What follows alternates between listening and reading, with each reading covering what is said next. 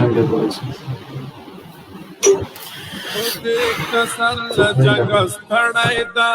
نور مولا غلیما میدان وړای دا تخته ورته نیمه بهادري ښکاري وایي تکتیکي شاتګ مو کړی دا دا په تخته سر له جنګ ستړی دا نور مولا غلیما میدان وړای دا تخته ورته نیمه بهادري ښکاري وایي تکتیکي شاتګ مو کړی دا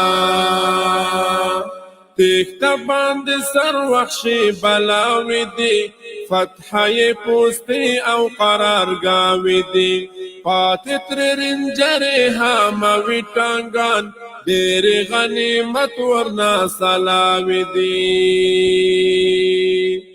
تخته باندې سر وحشي بلاوي دي فتحه یې پوستې او قرارګاوي دي پاتې ترې رنجرې حموي ټانګان ډېرې غنیمت ورنه سلاوي دي پاته یې ارمان په زړه نیمګړی دا وایي تکتیکي شاتګ مو کړی دا دا پتیخته سر له جنګ ستړی دا نور مولا غلیما میدان وړی دا تیخته ورته نیمه بهادري یې تکتیکي شاتګ مو کړی دا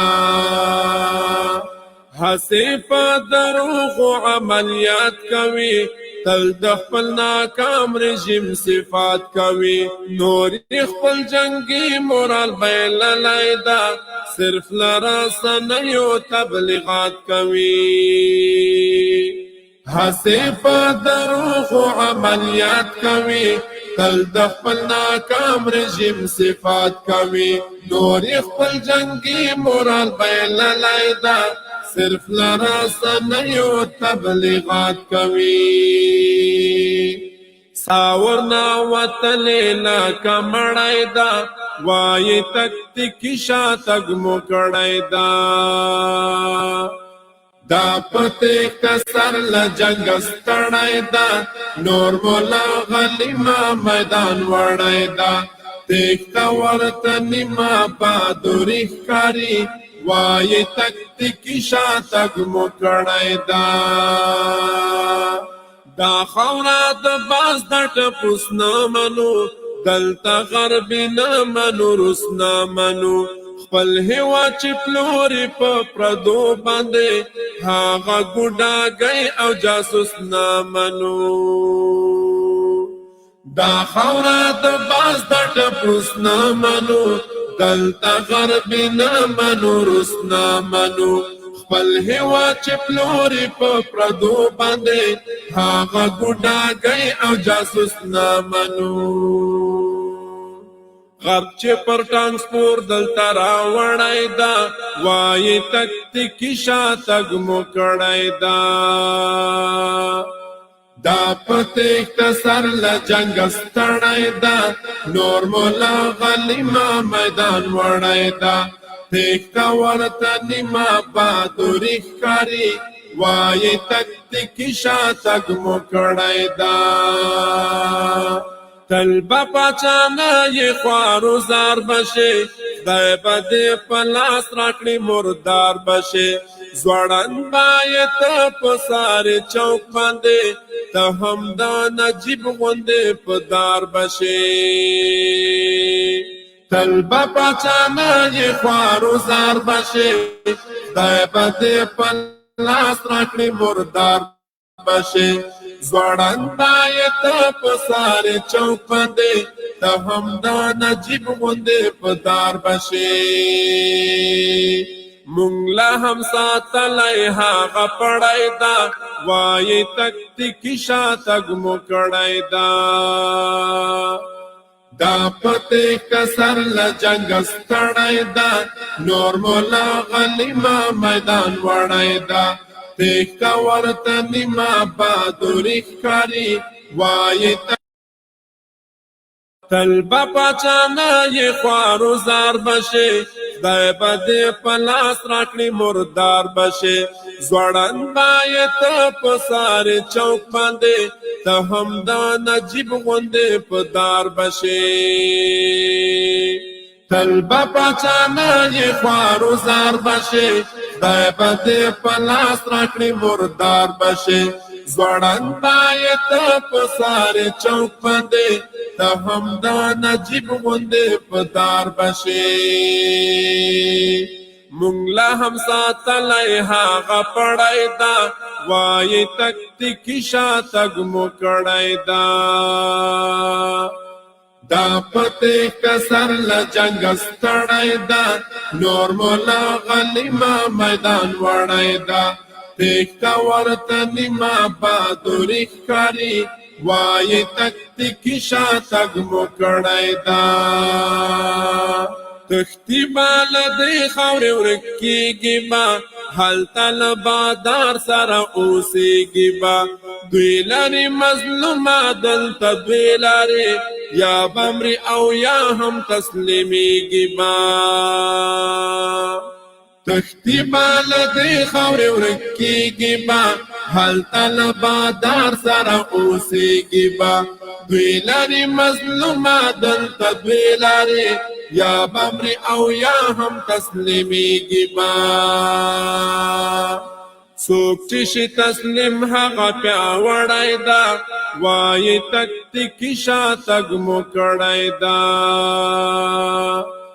دا پته کسر له جنګ ستړی ده نور مولا غلیما میدان وړی ده تیکتا ورته نیمه بهادري ښکاري وایي تکتیکي شاتګ مو کړی ده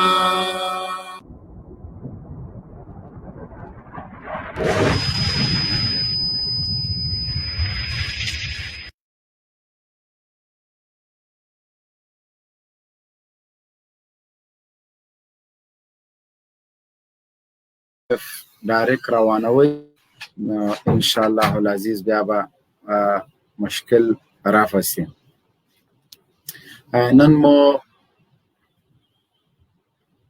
د نن موضوع مده له ولسوالیو نه وروسته ولایتونه یو په بل پسې فتح کیږي د دې فتح راس په څه کې ده دغه موضوع ده هغه امریکا د B-52 تر وزرو لاندې مست قمندانان مارشالان بدماشان چې غورځېدل به کله به په یو خوا ترپ کړو کله به په بل خوا ترپ کړل کله به د ټول افغانستان کې د طالب د ورکولو خبرې کولې چا به څه ویلې نو زه نن هغه طالب جان ته چې د دوی د امریکا د 250 هیوادونو مارشال نه پرتګ وویسته دریشي تې وویستله ده ته به نوی لقب ګورو ځکه یو طالب چې د یو مارشال نه پرتګ د هغه په کور کې باسي نو طبعا به له هغه نه به بیا لویه رتبه اخلي دا به چیف مارشال وي نو هغه طالب ته هم تبریکي وایو او دغه د واورو پړانګان مونږ په 2001 کې درته ویلي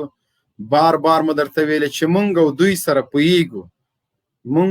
سره پوهیږو خو دوی به نه منله څوک به د ارګ د سیمټونو دیوالو له شا راغورځېده څوک به له خپل محل نه راغورځېده چا به وروره له اروپا او له امریکا نه راوغورځېده چې طالب پنجاپی ده طالب دا ده او مونږ 50,000 کمانډویان لرو 10,00,000 فوج لرو پولیس لرو دا لرو هغه لرو هغه بې سامانه دفاع وزیر خو بیخي ورک ده هغه چې ویلې سر یې وهو سنګر یې نیسو راسه ورته زویه چې طالب دې بیخ ووهه سنګر یې درنه ونیوه ته د دفاع وزیر د مارشال نه دې په کور کې پرتګ وویسته دغه د واورو پړانګانو ته بیا وایو چې اوس هم در سره وخت ده له جوش نه نه له هوش نه کار واخلئ هر وخت چې تاسو جلسې راغوښتې دي نتیجه یې دا شوه چې طالبانو درنه یو سیمې نیولې ولسوالۍ یې درنه نیولې نه پوهېږم چې ستا که نه دې ته نه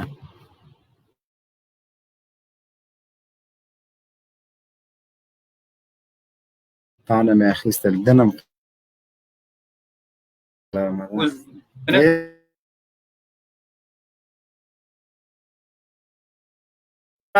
چیف مارشالان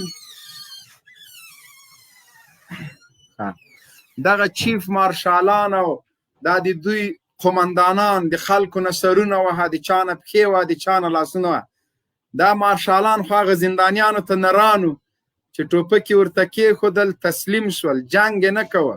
دوی ورسره وعده کړې وه چې موږ به لار درکوو، لاړ شئ خپلو منطقو ته. د غدر په نتیجه کې غیر مسلح طالبان ونیول، په کانټینرونو کې ځای کړه.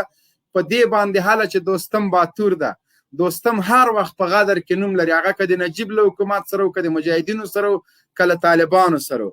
دا غدار چې نن کور ته طالبان ورځي و د ده پرتوک پې باندې باسي. دا یې په هر کې نن لور ټویټ کړی چې مارشال نگریخته، تنبان شکست نکشیده، او خود به خود به رضای خود کشیده. مطلب ما کشیدن تنبان است، یا به زور یا به رضا. دریشی تا کشیدیم، قصیت مفت است، لاپ و فتاق نزن. اونمو کسی که تو کرکر میگفتی، کرکر کرکر کر در خانه آمد، کرکر کرکر در قصر آمد، کرکر کرکر در تا خانه رفت.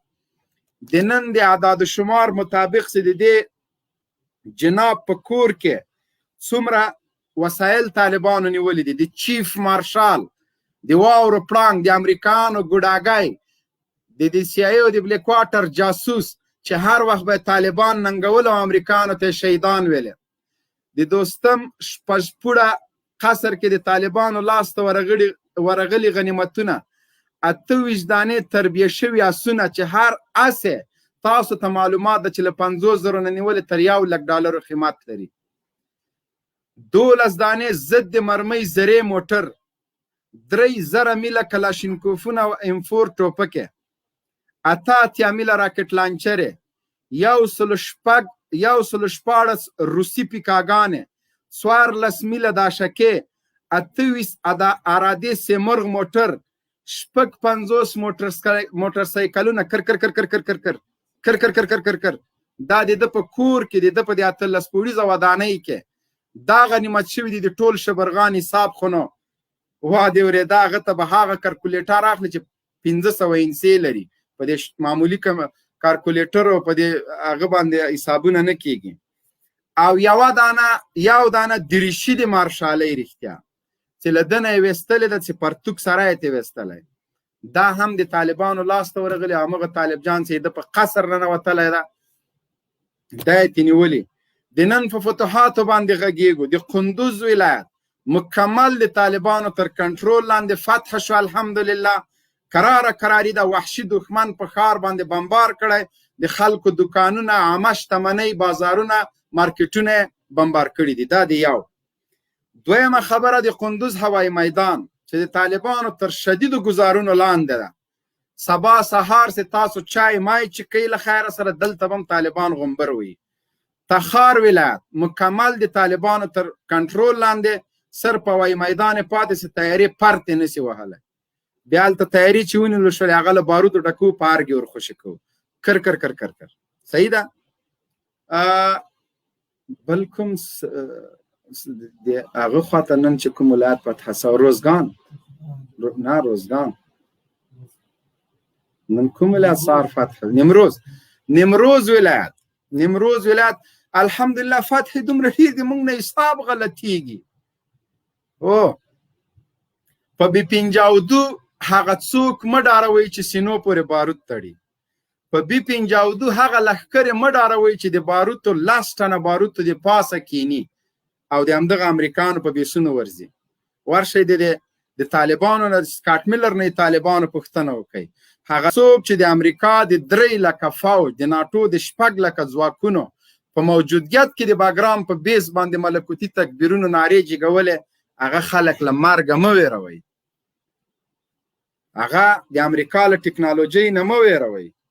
B52 ښارونه ورانولی شي، خلک وژلی شي، خو د طالبانو ارادې نشي ماتولی. که یې ماتولی شي، امریکا په دې 20 کالو کې څه ونه کړل. امریکا په دې 20 کالو کې کوم وحشت نه دریغ کړی. شاهین صاحب قاری صاحب ته لینک ورواچوه، د ما خو وا دې اورېده انټرنیټ دغه صرف لپټاپ ته مې انټرنیټ برابر کړی ده، ورته راځه له خیره سره. قاری صاحب ته مې لینک لیږلی دی جنرال صاحب. الحمدلله د ولس مینه، د ولس امیدونه، ټولو رسنیو ته بیا چلنج ورکوم چې تاسو غداران یاستئ. 20 کاله مو د امریکا په میلیونونو ډالرو باندې دروغ ویل، خپل ایمانونه مو خرڅ کړ، د امریکا په ټولو جرمونو باندې پرده اچولې وه، دغه د واورو پړانګانو نه مو راته اتلان جوړ کړي وو. پرون هغه محقق چې د ټول سمت شمال د امنیت ډاډ خلکو ته ورکوه، د ولسوالۍ نوم یې نشه اخیستلی چې دغلته د ما نفوذ ده او د دې امنیت ساتم، ځکه زمونږ هزاره ورونه په دې پوه دي چې طالبان د دوی د راتلونکي محافظان دي، نه داسې خاینان چې په لکونو ډالرو باندې ځان ته د عیش او عشرت دپاره ودانۍ جوړوي. رسنۍ هغه رسنۍ چې میلیونونه فالور لري، راشئ اوس عملا د مونږ لایف وګورئ، 10,000 کسان ورته ناست دي. ولې ناست دي؟ وجه یې څه ده؟ په مونږ کې څه کمال ده؟ دا د دې وجه نه چې دوی د طالبانو خبرې اوري، د مجاهدینو خبرې اوري، د خلکو درد اوري. رسنیو ته د CNN نه نیولې تر دغه مصدرو رسنیو تلونیوز او شمشاد او اریانا او ټولو ته چیلنج ورکو، هره شپه د مونږ لایف له 10,000 نه تر 15,000 کسانو پورې شیر کوي. با وجود د دې چې د رسنیو سانسور د زمونږ پیجونه ایډیانې څوک نه پرېږدي، خو لله الحمد دغه خلکو په مرسته باندې یوازې سر د دې رسنیو په مقابل کې د فیسبوک او د انټرنیټ په مقابل کې همدا د خړې حجرې طالب درته وړال دی، تاسو ریکارډونه در مات کړل. 10,000 کسان الحمدلله. دا اوس عملا تاسو وګورئ څنګه چې زمونږ مجاهدینو په نظامی ډګر کې، زمونږ سیاسیانو په سیاسي ډګر کې، زمونږ د مطبوعاتو ملګرو په مطبوعاتي ډګر کې یو شانته فتوحات روان دي. او ټولو چیلنج د همدغسې څنګه چې زمونږ سیاسیانو په سیاسي ډګر کې د امریکا 80 کلن او 50 کلن ډیپلوماتان چیلنج کړل، سیاسي ډګر یې ترېنه وګټه د ټولې نړۍ له ډیپلوماتانو نه، همداسې زمونږ نظامیانو، زمونږ مجاهدینو په سنګر کې لله الحمد له دوی نه نظامي ډګر ګټلی، د دوی ټولې دنیا جنرالان یې چیلنج کړل او دا جګړه ته الحمدلله تر خپل کنټرول لاندې راوسته چې یو په بل پسې فتح ګورئ. همداسې په مطبوعاتو کې هغه څوک چې د یو 200 روپو پیکج وس نه لري، هغه په مطبوعاتو کې د نړۍ ټول چینلونه چیلنج کړل او فتح الحمدلله د هغوی د قاري صاحب راغلی ده. اول خو د ننني لایف کامیابه لایف تبریکي درته وایم، قاري صاحب محترم 10,000 کسان مونږ ګوري، ورپسې د ولایتونو د فتح تبریکي درته وایم. الله دې دا فتح همداسې ګړندی لري، الله پاک دې مونږ له غرور او تکبر نه وساتي. ستړی مشه قاري صاحب. السلام علیکم ورحمت الله. جنرال صاحب تاسو ته، شاهین صاحب ته، ټولو قدرمنو لیدونکو او اوریدونکو ته سلامونه احترامات وړاندې کوم. د الله رب العالمین نه رضا یو، الله دې موږ نه رضا شي او الله تعالی ته شکر ادا کوو، د الله تعالی حمد وایو، د الله ثنا وایو. ټول ثنا صفت هغه ذات لره دي چې خپلو مستضعفو او خپلو کمزورو بندګانو ته فتح ورکړه، هغوی ته بریا ورکړه او د شیطان په لښکرو یې هغوی ته غلبه ورکړه. د دغې فتوحاتو مبارکي ټول ویاړلي ملت ته وړاندې کوو، هغه ملت چې دردونه یې وګالل، بمبارونه یې وګالل، شکنجې یې وګاللې، هر څه یې وګالل، خو د امریکا راوړې دیموکراسۍ ته یې نه وویل، د لویدیځ څخه راغلي سیستم ته یې نه وویل، افغانانو ونه منلو. دا یوه لویه بریا ده. الحمدلله د اسلامي امارت مجاهدین پرمختګ کوي. یو څو خبرې چې ډېرې مهمې دي او د موږ ټول هیوادوالې باید واوري، دې ته متوجه واوسیږي. لومړی خبره دا ده چې زبون وهلی دشمن ډېر زیات تبلیغات او پروپاګند کوي او دوی ته آخري هغه وسله، هغه څه چې ورپاتې دي، هغه تبلیغات، پروپاګند او دروغ دي. دوی د دروغو او د پروپاګند له طریقه غواړي چې د ولس اذهان مشوش کړي. هغه سیمې چې د اسلامي امارت مجاهدینو تلولکې لاندې راځي، فتح کېږي، دوی غواړي هغه سیمو کې خلکو ته ډار ویره ورواچوي، ویره خپره کړي، ډار خپور کړي. په دې تړاو د اسلامي امارت رسمي اعلامیه زه تاسې ته وایم چې د نن ورځې د فتوحاتو اړونده اسلامي امارت مجاهدینو ته د تخار ولایت د فتح نه وروسته هدایات ورکړل شوي دي. اسلامي امارت تښتیدونکو عسکرو ته پیغام ورکوي چې د اسلامي امارت له مجاهدینو سره یوځای شي او نور له هر ډول مزاحمت څخه خلاص واخلي. په ولایت کې ټول دولتي کارمندان د بیلابیلو ټولنو فعالان، خبریالان او نور مختلف قشرونه په آرام ژوند کولی شي. هیڅ چاته کوم ډول تهدید متوجه نه دی. د اسلامي امارت مجاهدینو ته لارښوونه شوې چې د ښار امنیت به ټینګوي، د چا کورونو ته له ورتګ څخه به ډډه کوي، د هیڅ چا له نیولو او زورولو اجازه نشته او مجاهدین به فقط په ښاري امنیت او نظامی کارونو بوخت وي. دا په اعلامیه کې هم دا وضاحت راغلی ده. مجاهدینو ته هدایات ورکړل شوي دي. هیڅ چاته اجازه نشته چې د چا کور ته ورشي، د چا د کور حریم مات کی. هیڅ مجاهد ته اجازه نشته چې څوک وځوروي، چاته ضرر ورکي او یا په انتقام لاس پورې کی. موږ د انتقام د پاره نه یو راغلي، موږ د وینو تویولو د پاره نه یو راغلي. دا فتوحات دا د الله نصرت نه، د دې ویاړلې ملت د مټو زور ده. موږ د چا نه انتقام نه اخلو، موږ د انتقام فکر نه لرو. موږ په دې خاوره کې د یو قوي اسلامي نظام، یو قوي افغانستان رامنځته کول غواړو. داسې افغانستان چې چاته محتاج نه وي، داسې افغانستان چې بیا په دې خاوره څوک د تیری اراده ونه کوي، دې خاورې ته بیا څوک په کږو ونه ګوري. داسې افغانستان چې الته افغاني او اسلامي ارزښتونه د هر څه نه لوړ وي. داسې افغانستان چې هغه د افغانستان خاوره وي. داسې افغانستان چې هغه د کوم هیواد امنیت نه ساتي. داسې افغانستان چې د نیویارک، واشنگټن، تهران، اسلام آباد یا نورو هیوادونو د امنیت لپاره الته جنگ نه کیږي. داسې افغانستان چې دا به د هیڅ هیواد د امنیت په لومړۍ کرښه کې نه وي. دا به نه د واشنگټن د امنیت په لومړۍ کرښه کې وي، نه به د اروپا د کوم هیواد د امنیت په لومړۍ کرښه کې وي، او نه به د نړۍ د امنیت په لومړۍ کرښه کې وي. داسې افغانستان چې هغه بسیا خودکفا افغانستان وي. د اسلامي امارت مجاهدینو ته هدایت شوی، هغوی ته امر شوی چې یوازې نظامی چارو سره کار ولري. ټولو خلکو ته امن ده او د موږ افغانان او دا ولس باید درک کړي. په نړۍ کې انقلابونه، د نظامونو بدلون باید دوی د مطالعې لاندې ونیسي او د اسلامي امارت د ښارونو فتح هم باید د نظر نه تیره کړي.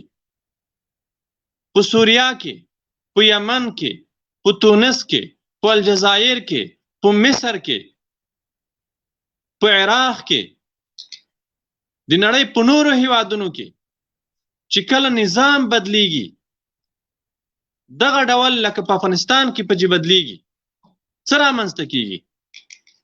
چور کیږي، چپاول کیږي، ښارونه ورانیږي، د خلکو عزتونو ته لاس تیریږي، د خلکو سرمایې لوټیږي. 25 کاله مخکې چې کله کمونیستي رژیم ړنګ شو، روسان د افغانستان نه ووتل، هغه وخت به هم تاسې ته یاد وي څنګه حالت رامنځته شو. آیا هغه وخت کې نیمروز ولایت دغه ډول فتح شوی و؟ آیا هغه وخت کې قندوز دغه ډول فتح شوی و؟ آیا هغه وخت کې سریپول دغه ډول فتح شوی و؟ آیا هغه وخت کې تخار دغه ډول فتح شوی و؟ آیا هغه وخت کې هلمند دغه ډول فتح شوی و؟ نه قطعا دغه ډول نو افغانستان ښارونه نه و فتح شوي. کمونیستي رژیم ړنګ شو، چپه شو، هیواد چور شو، هر چاته به چې هر څه په لاس ورتلل چور شول. الحمدلله اسلامي امارت په دې ویاړ لري، په دې افتخار لري. نن کندوز ولایت فتح شوی دی. موږ ټول د کابل رژیم ته چیلنج ورکوو، مزدور رسنیو ته چیلنج ورکوو چې را دې شي د کندوز ښار ته که د چا یو میخ ورک شوی وي هم موږ دوی ته چیلنج ورکوو، یو میخ د چا ورک شوی وي، د دوکان نه د یوې افغانۍ شی که د چا ورک شوی وي موږ مسؤله یو، موږ ذمهوار یو.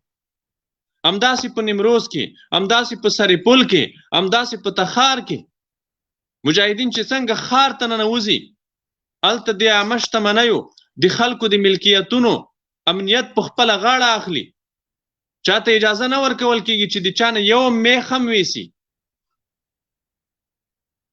دا یو لوی امتیاز ده، یو لوی نوښت ده چې اسلامي امارت لري. او بل مهم پیغام هغه موږ د کابل ادارې عسکرو ته ورکوو، د کابل ادارې چارواکو ته وایو چې تاسې که د طالب سره جنگ کولی شئ ورشئ د طالب سره په ولسوالیو کې جنگ وکوئ، په دښتو کې د طالب سره جنگ وکوئ. لطفاً په دې ملت زړه وسیزئ، د دې ملت په سرمایه زړه وسیزئ او په ښارونو کې جنگ مه کوئ. کله چې طالب د ښار دروازې ته ودرېږي بیا په دې خوار او په دې بیچاره ملت رحم وکوه، بیا د خپله وسله په ځمکه کېږده یا د پښې سپکې که میدان هوایي اوس هم درته خلاص ده، لاړ شه خپل مربوطه هیواد ته لاړ شه، که اروپا ته ځې که امریکا ته ځې چې کوم هیواد تابعیت در سره ده هسې دې ویزه لګولې ده لاړ شه هغې خواته. خو په دې ملت نور رحم وکړه، د دې هیواد ښارونه مه ورانوئ، د دې هیواد سرمایه مه تباه کوئ، دغه هیوادوالو چې کوم شی ځان ته پیدا کړي دي هغه مه تباه کوئ. دا به ستاسې دپاره بده شي، دا ملت مو بیا نه معاف کوي، بیا هم په واشنګټن او نیویارک کې هم نه معاف کوي، بیا هم هلته هم نه پرېږدي. که داسې دا فکر کوئ چې موږ به هلته وتښتو هلته به آرام عیش و عشرت کوو، نه، افغانستان کې داسې یو نظام نه ده راتلونکی چې تاسې بیا په واشنګټن او په نیویارک کې ناست یئ او د افغانستان مخالفین به یئ. نه، په افغانستان کې داسې یو نظام راتلونکی ده، داسې یو نظام راتلونکی ده چې بیا به نیویارک او واشنګټن تا ته ځای نه درکوي، بیا به تا ته وایي چې ته ما ته مهم نه یې، ستا اهمیت اوس ما ته نشته. په دې باید ستاسې سر خلاص وي، د دې ملت دښمني مه کوئ. پرون امریکایي رسنیو راپور ورکړو چې جو بایډن امر کړی ده چې د B-52 بریدونه دې په طالبانو وشي. په تیرو 24 ساعتونو کې په د B-52 په بریدونو کې 15 طالبان هم نه دي شهیدان شوي، 15 طالبان نه دي شهیدان شوي په ټول افغانستان کې. خو په هلمند کې عامو خلکو ته ضرر رسولی ده، په قندوز کې رسولی ده، په نورو ولایتونو کې په عامو خلکو د عامو خلکو په کورونو، په دکانونو، په پانتون او په روغتونونو یې بریدونه کړي دي. دا وحشت د منلو نه ده، دا وحشت نور نشي تحمل کېدلی. موږ بیا هم د کابل ادارې چارواکو ته وایو چې راووځئ د ښارونو نه، د طالبانو سره په دښتو کې جنګ وکوئ، په ولسوالیو کې جنګ وکوئ، تاسې ته اجازه ده. خو کله چې طالب د ښار دروازه در ټکوي بیا په د خپل ملت رحم وکوه، د ښار په منځ کې جګړه مه کوه، د ښار په منځ کې جنګ مه کوه، د دې ولس شتمني مه تباه کوه. په هلمند کې یو امریکایي ټامی ده چې هغه د هلمندیانو دشمن ده، هغه یو متعصب فاشیست انسان ده، هغه د افغانانو سرسخته دشمن ده. هغه په ځای د دې چې د طالبانو سره په نادالي کې وجنګېږي، په ګرمسیر کې وجنګېږي، په سنگین کې وجنګېږي، په ناوه کې وجنګېږي، په ګریش کې وجنګېږي، په مساکلا کې وجنګېږي، هغه د هلمند د لشکرګاه په ښار کې دننه د طالب په نوم د ملت شتمنۍ لوټوي، د ملت شتمنۍ د خاورو سره خاورې کوي. دغه چوشک رودونکي ماشوم ته موږ وایو چې د دې ملت وینه به دغسې بې انتقامه در پاتې نشي. تاریخ وګوره، په تاریخ کې ستا په څیر ګورګینان نور هم تیر شوي دي، په تاریخ کې ستا په څیر د افغانانو وینو زبېښونکي نور هم تیر شوي دي، خو انجام یې وګوره. د دې ملت دشمني مه کوه، د خوارو بیچاره هلمندیانو دشمني مه کوه، د دوی کورونه مه ورانوه، د دوی دکانونه مه ورانوه. د بدخشان ولایت په اړه خبرې روانې دي. د مزار شریف یا نور څومره ولایتونه چې دي چې د محاصرې لاندې دي، د ولس نه د موږ غوښتنه دا ده، د قومي سپین ږیرو نه د موږ غوښتنه دا ده، د علماو نه د موږ غوښتنه دا ده چې تاسې ورشئ ولایتي ادارې ته ووایئ چې زه د له جنګه نه منع کوم، خو په ښار کې جنګ مه کوه. ورشه طالب ته ور ووځه، یوه ولسوالۍ د جنګ دپاره ورسره وټاکه، یوه ولسوالي ترې ونیسه، بیا راشه سیده بیا په ښار کې جنګ وکوه. دا موږ د ولسونو نه غوښتنه کوو چې د خپلې سرمایې غم د دوی په خپله وخوري، راودې وځي. او طالب نور د کابل ادارې په دې تکتیک شاته کېدونکی نه ده چې ته به ښارونه بمباروې، طالب به له ښاره ووځي، ته به د خلکو شتمني تباه کوې، طالب به تا ته در پرېږدي. نه نه نه نه، نور هغه وخت تیر ده. ته چې هر څه کوې، ته چې هر څه کوې، ستا ټغر به ټولیږي. او دریمه خبره، د کابل ادارې عسکرو ته بیا موږ پیغام ورکوو، د اسلامي امارت د دعوت ارشاد کمیسیون ملګري په هر ولایت کې، په هر ولسوالۍ کې ستاسې په خدمت کې دي. ای د کابل ادارې عسکره، تا که هر څومره ظلم کړی ده ته مه ډارېږه، تا که هر څه کړي ته مه ډارېږه. طالب د انتقام په فکر نه ده راغلی، طالب ستا نه انتقام نه اخلي. موږ که انتقام اخیستی اوس به م زرګونه ګوډاګیان وژلي وای، په سلګونه ولسوالۍ فتح شوې، 4 ولایتونه بسته ولایتونه فتح شول. څوک دې ثابته کړي په مستند ډول چې موږ د انتقامي څوک وژلي وي؟ ثابته دي کړي. نړیوالو رسنیو ته موږ چیلنج ورکړو چې راشه سپین بولدک ته 4 کسان خبریالان راغلل، هغه ملي امنیت ونیول، ځکه هغوی حقایق معلومول، حقیقت معلومولو، هغوی د حقیقت د معلومولو په پار راغلي وو. هغه دوی ونه شول زغملی، هغه دوی برداشت نه کړی شو. موږ ستا نه د انتقام اخیستو فکر نه لرو. ته افغان یې، ته زما ورور یې، ته زما بدن یې، ستا دا کونډه بیا ماته پاتې ده، ستا دا یتیم بیا ماته پاتې ده. دا ټامیان د ځان سره نه بیایي، دا فولبریټان د ځان سره نه بیایي. دغه ټامیان فولبریټان چې دي دا بهرني میلمانه دي، د دوی ښځه اولادونه دلته نه دي. دغه نازولي میلمانه تښتي، ستا یتیمان بیا ماته پاتې دي، ستا کونډه بیا ماته پاتې ده، بیا به ستا کونډه یتیمان په دې ملت بوج وي. زه نه غواړم چې تا ووژنم، ته زما ورور یې، تا که زه وژلی وم، تا که زه په ټانک پورې کش کړی یم، تا که زما سره ظلم کړی ده، تا که زما کور وران کړی ده، تا که زما د کور جاسوسي کړې ده، نن راشه پښیمانه شه، راشه د اسلامي امارت د مجاهدینو سره یو ځای شه. هیڅ ډار مه کوه، هیڅ ویره مه کوه، هیڅ خوف مه کوه. د اسلامي امارت غیږ تا ته خلاصه ده. د اسلامي امارت په رهبرۍ کې داسې خلک څوک نشته چې هغه به تا نه انتقام واخلي. نه، د انتقام فکر د موږ سره نشته. موږ د انتقام په فکر نه یو راغلي. نبی کریم صلی الله علیه وسلم چې کله د مکې مکرمې د فتح په مهال مکې مکرمې ته داخليږي، عام عفو اعلانوي، عام عفو اعلانوي. هغه څوک هم معاف کوي، هغه چاته هم عفو کوي چې د تره زړه را ایستلی و په خپلو غاښونو کې چې چلی و، هغه چاته هم عفو کوي چې د تره مبارک سینه یې څیرلې وه. موږ تا ته عفو کړې ده، افغان عسکره موږ تا ته معافي کړې ده، اسلامي امارت تا ته عفو کړې ده. اوس هم ته چانس لرې، سرتنبګي مه کوه، په جګړه ټینګار مه کوه، او په دې سر خلاص کا چې په 2 میاشتو کې 200 ولسوالۍ او 4 ولایتونه دا ولې فتح کیږي؟ معجزه څه ده؟ علت څه ده؟ علت دا ده چې دا 20 کاله په موږ سکاټ میلر حکومت کړی ده، په موږ نیکولسن حکومت کړی ده، په موږ آیکن بیری حکومت کړی ده، په موږ کرزي او اشرف غني حکومت نه ده کړی. دا د کرزي او د اشرف غني حکومت نه و، دا د امریکای جنرالانو نظام و. سکاټ میلر و چې د هیواد دفاع وزیر و، کله په یو ولایت کې و کله په بل ولایت کې و. وم لیدل چې کله د جګړې نه لاس وختو څه وشول، څه پیښ شول. هیڅ کومه معامله نشته، نه سیاسي معامله شته، نه د دولت په رهبرۍ کې کوم مشکل شته، نه د دولت په نظامیانو کې کومه ستونزه شته. دا ټول دروغ دي، ټول پروپاګند دي او د شکست او د ماتې پټول دي. هیڅ شی نشته.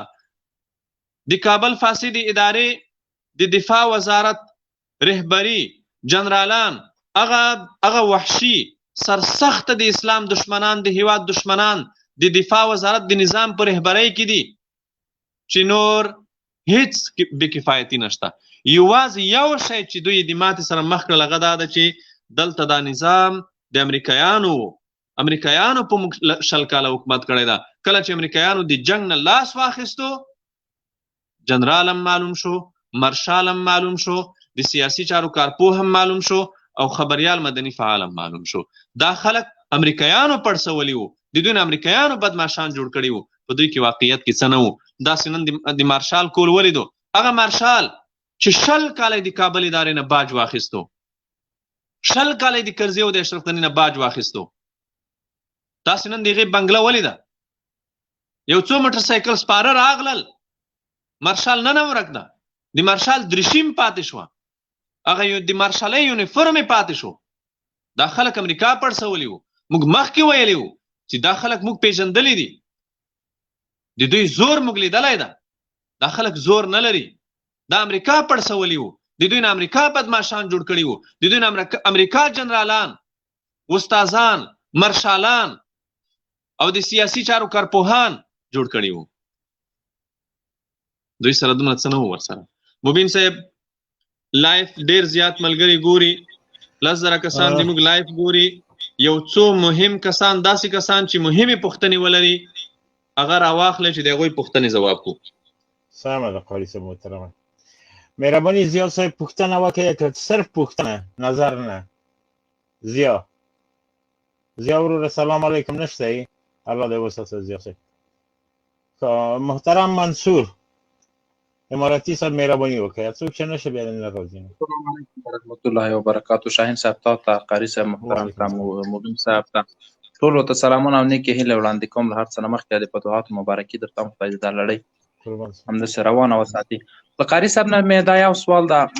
قاری صاحب محترمه، د افغانستان خلک خو غربت داسې ځپلي چې تاسو خو خپله مینې ټول خلک یو، ډېرو خلکو په زړه کې په ذهن کې دا سوال ده چې امارات به کله داسې یو پلاوی ټاکي چې هغه د افغانستان اقتصاد ته کار وکړي. افغانستان خو خپله هېڅ شی نه لري، هېڅ شی، بس یو جوړ کالي د هر انسان په بدن کې دي، نور هېڅ اقتصادي درآمد موږ نه لرو. امارات به څه وخت داسې یو پلاوی ټاکي چې په کوم وخت کې به یې ټاکي چې هغه مثلا افغانستان ته اقتصادي کار وکړي او له خارج نه تجارتي کارونه هر څه روان سي، د افغانستان اقتصاد یو څه رشد وکړي. مننه شاهین صاحب. خیر، سلام وساته. سوالم واخلې قاری صاحب، سوالم واسطه جواب یې ور ویل لاندې سمه ده ورونه ډیر. بالکل محترم وروره، د اسلامی امارت د اقتصادي پالیسی الحمدلله اسلامی امارت اوس هم د نړۍ په مخ یوازینی هغه خوځښت دی، هغه حرکت دی چې هغه په 14 ولایتونو کې نفوذ لري او د 14 ولایتونو د مجاهدینو مصارف د خپل عایداتونه پوره کوي. تر اوسه پورې د امریکا او د ناتو قوتونو ثابت نه کړ چې د اسلامي امارت سره د چا د یوې افغانۍ مرسته کړې وي، او نه څوک کولای شي په نړۍ کې داسې هیواد شته چې دا جرأت وکړي چې موږ سره د یو ډالر کومک وکړي. اسلامي امارت په خپل قوي اقتصادي پالیسۍ سره دا ټول عواید د خپل ځان نه پوره کوي او د 14 ولایتونو د جنگ لپاره اقتصادي بسیا خپل ځان بسیا ده. اسلامي امارت کې مهمه او اساسي شی چې په اسلامي امارت کې موجود د نظام په صف کې دی نه هغه شفافیت نه، فساد نشته. په اسلامي امارت کې څوک فساد نشي کولای، څوک غلا نشي کولای، څوک پیسې نشي تختولای. د اسلامي امارت د ګمرکاتو، د مؤسساتو یا د نورو نه چې کوم عواید راځي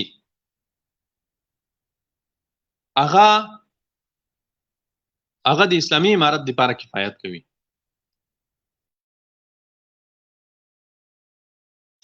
مننه قاری صاحب. الله مو وساته.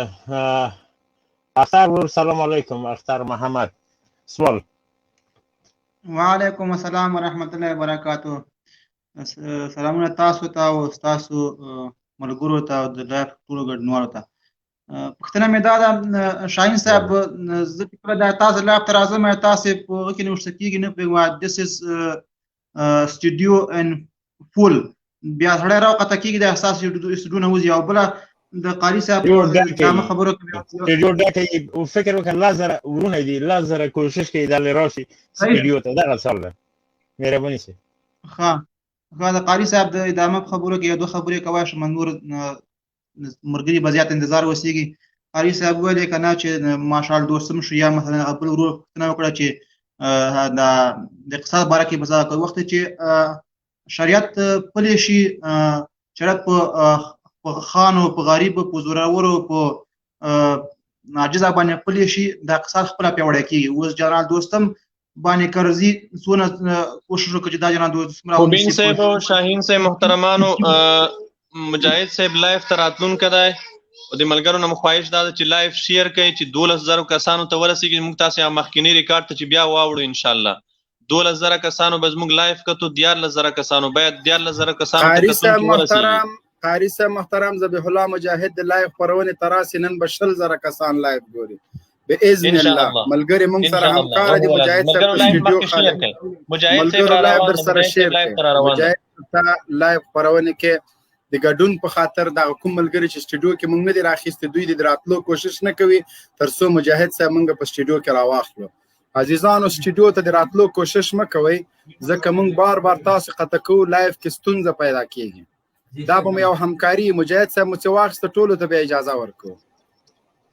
لایف خبرونه د یو 2 دقیقې مرا د یار د مجاهد صاحب راشي بیا راشي مکوئ دا رقم لایف ما خرابوي. مرا زه ورکه مونږ ته وخت راکې چې مجاهد صاحب کله مونږ واخیسته بیا تاسو سټوډیو ته راسئ، کنه ما سره یو بل افشان هم شاهین صاحب محترم لاندې مجاهد صاحب د افغان غازی پونم د افغان غازی پونم مجاهد صاحب را سره ده.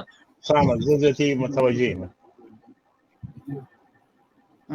لایف خبرونه شیر کې سره ملګری وبخي خبره مې دا کوله چې قاری صاحب وویل کنه چې مثلا دا قانون کله خپل شي شریعت تطبیق شي نو دا اقتصاد خپل پیاوړی کیږي.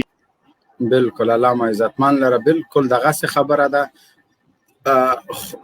خوازک ځوان مهرباني وکړه مایک مخلاص کړ.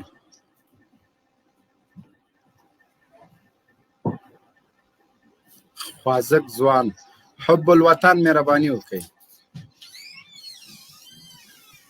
السلام علیکم ورحمۃ اللہ وبرکاتہ. وعلیکم السلام ورحمۃ اللہ وبرکاتہ. استاد جنجال صاحب خیر موبیل صاحب جوړه طبیعت برابر ده مبارک سم مبارک الله فضل ده قربان سم ګوره ته ما ته ستر جنجال وای ز ستر جنرال یم. ستر جنرال وروره مهرباني وکړه مې زما ډېر خوند یو کولا سي خو تا نه مې خواهش ته بل خیر چې کله چې غته خیر سره دوست جان ته چې د دوستم د جنرالي اقوا غوندې د مارشالي درشي او لایف راسي نو ته خو د سمکو د هغه د مارشالي درشي زواغوندم ول خپل نه جوړوم سړی د سکار وڅ نه دی وکړم نو باندې درګه کنه مارشال بسې دا به دغه د بخي بیغمه د مارشالي رتبه خو غازی واخیستله چا چې لا دوستم نه د درشي وستله چیف مارشال سواغه خیر سره. صحیح خبر ده ولا ډېر خوشاله ته په دې فتوحات باندې او د ما د ټول افغان ته مبارکي ټول افغانانو ته. علامه عزتمن لره ایزان لایف خبرونه در سره شیر کړئ چې ترڅو نور ملګری را خبر شي. لایف خبرونه تراشي د ګډون په خاطر باندې راشي. مجاهد ذبیح الله مجاهد ان شاء الله زموږ لایف خبرونه تراتلون کړه هغه نه مکه د افغانستان په حالات او روانو فتوحات په نور وضعیت باندې څه سوالونه درلودل ان شاء الله تاسو ته به وخت درکو. 12.5 کسان تقریبا 14,000 کسان زموږ لایف خبرونه ګوري. لایف خبرونه مخکې د سره شیر کړه علامه قدرمن او عزتمن لره. ورونو یو خواهش کوي خیر دی 15 دقیقې مه راځئ 2 دقیقې مه راځئ ولې دا رقم کوئ نو شاهین صاحب هغه زه په دې خاطر بلاک نه کوم ځای ما څه نه مجاهد صاحب بلاک کوم نو ته چې کوم کسان پیژنې هغه بلاکوه همه ځای زه خو وایم چې بلاک کوم خلکې مه راځئ 2 دقیقې راشئ پرېږدئ چې مجاهد صاحب راسي بیا راشئ دا سټوډیو شی دي لري شوروا ده شی دي لري یوه دقیقه خپرونه شیر کوي عزیزانو چې نن د موږ د لایو خپرونې لیدونکي له 10,000 نه باید واوړي باذن الله د تاسو په مرسته باندې بدل شاهین صاحب شخصي میسج وګوره مبین صاحب تم شخصي میسج وګوره پسترګو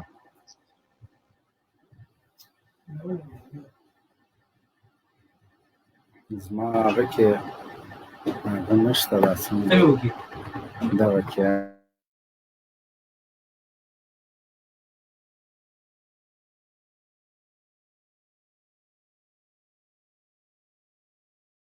عزیزانو لایو خپرونه در سره شیر کوي لایو خپرونه در سره شیر کوي د روانو فتوحاتو په ویاړ او خوشحالۍ کې خپل غږ تر ولسونو ورسوي ولسونه ډاډه او مطمئنه کوي چې طالبان د دې هیواد اصلي بچان د دې هیواد ساتونکي د دې هیواد له عنعنات او له کلتور او له ټولو سرو کرښو نه دفاع کوونکي هغه خلک دي چې 20 کاله د امریکا ناټو زبرځواک په خلاف باندې وسلواله مبارزه وکړه د ټولې نړۍ په وړاندې سینه سپر کړله او دا ملت د دې ملت علیا منافعو نه په کلکه او په نره دفاع وکړه نو انشاءالله العزیز هغه خلک بیا راتلونکي دي هغه غازیان او اتلان بیا راځي او د دې په خاطر چې ښارونه وران نشي د خلکو مالی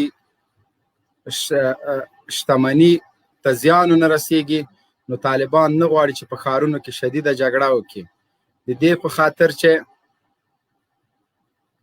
وشو کم نشته کر باز دغه لیکل سوي ما ته د نېټ رانه کړ مایک بند سره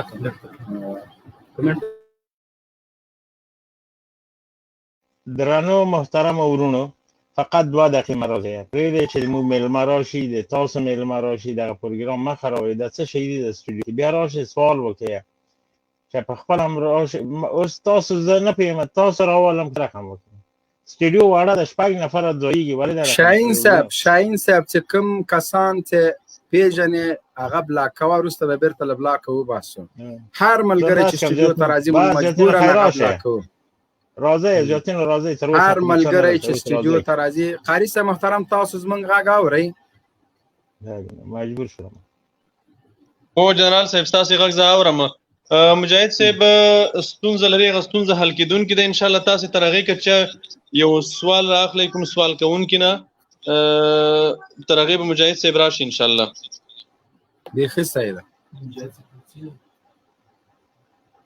وروسته وکړه اوس ستونزه به لري ان شاء الله راځي کوم ملګری چې سوال لري حضرت الله وروره ګوره څو وارې ته ما قاطع کړلې بیا راځې موږ سره خو بل علاج نشته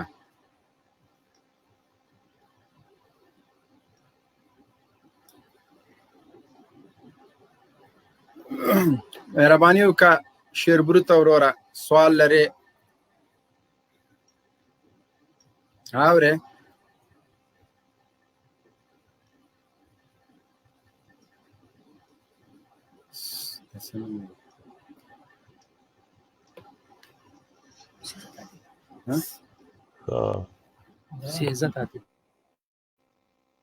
عزت وروره مهرباني وکړه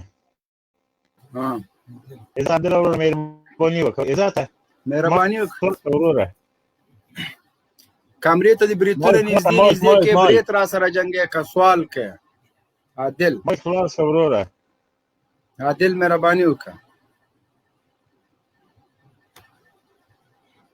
عادل وروره مایک د خلاص کا قطع که شاهین صاحب بل را واخله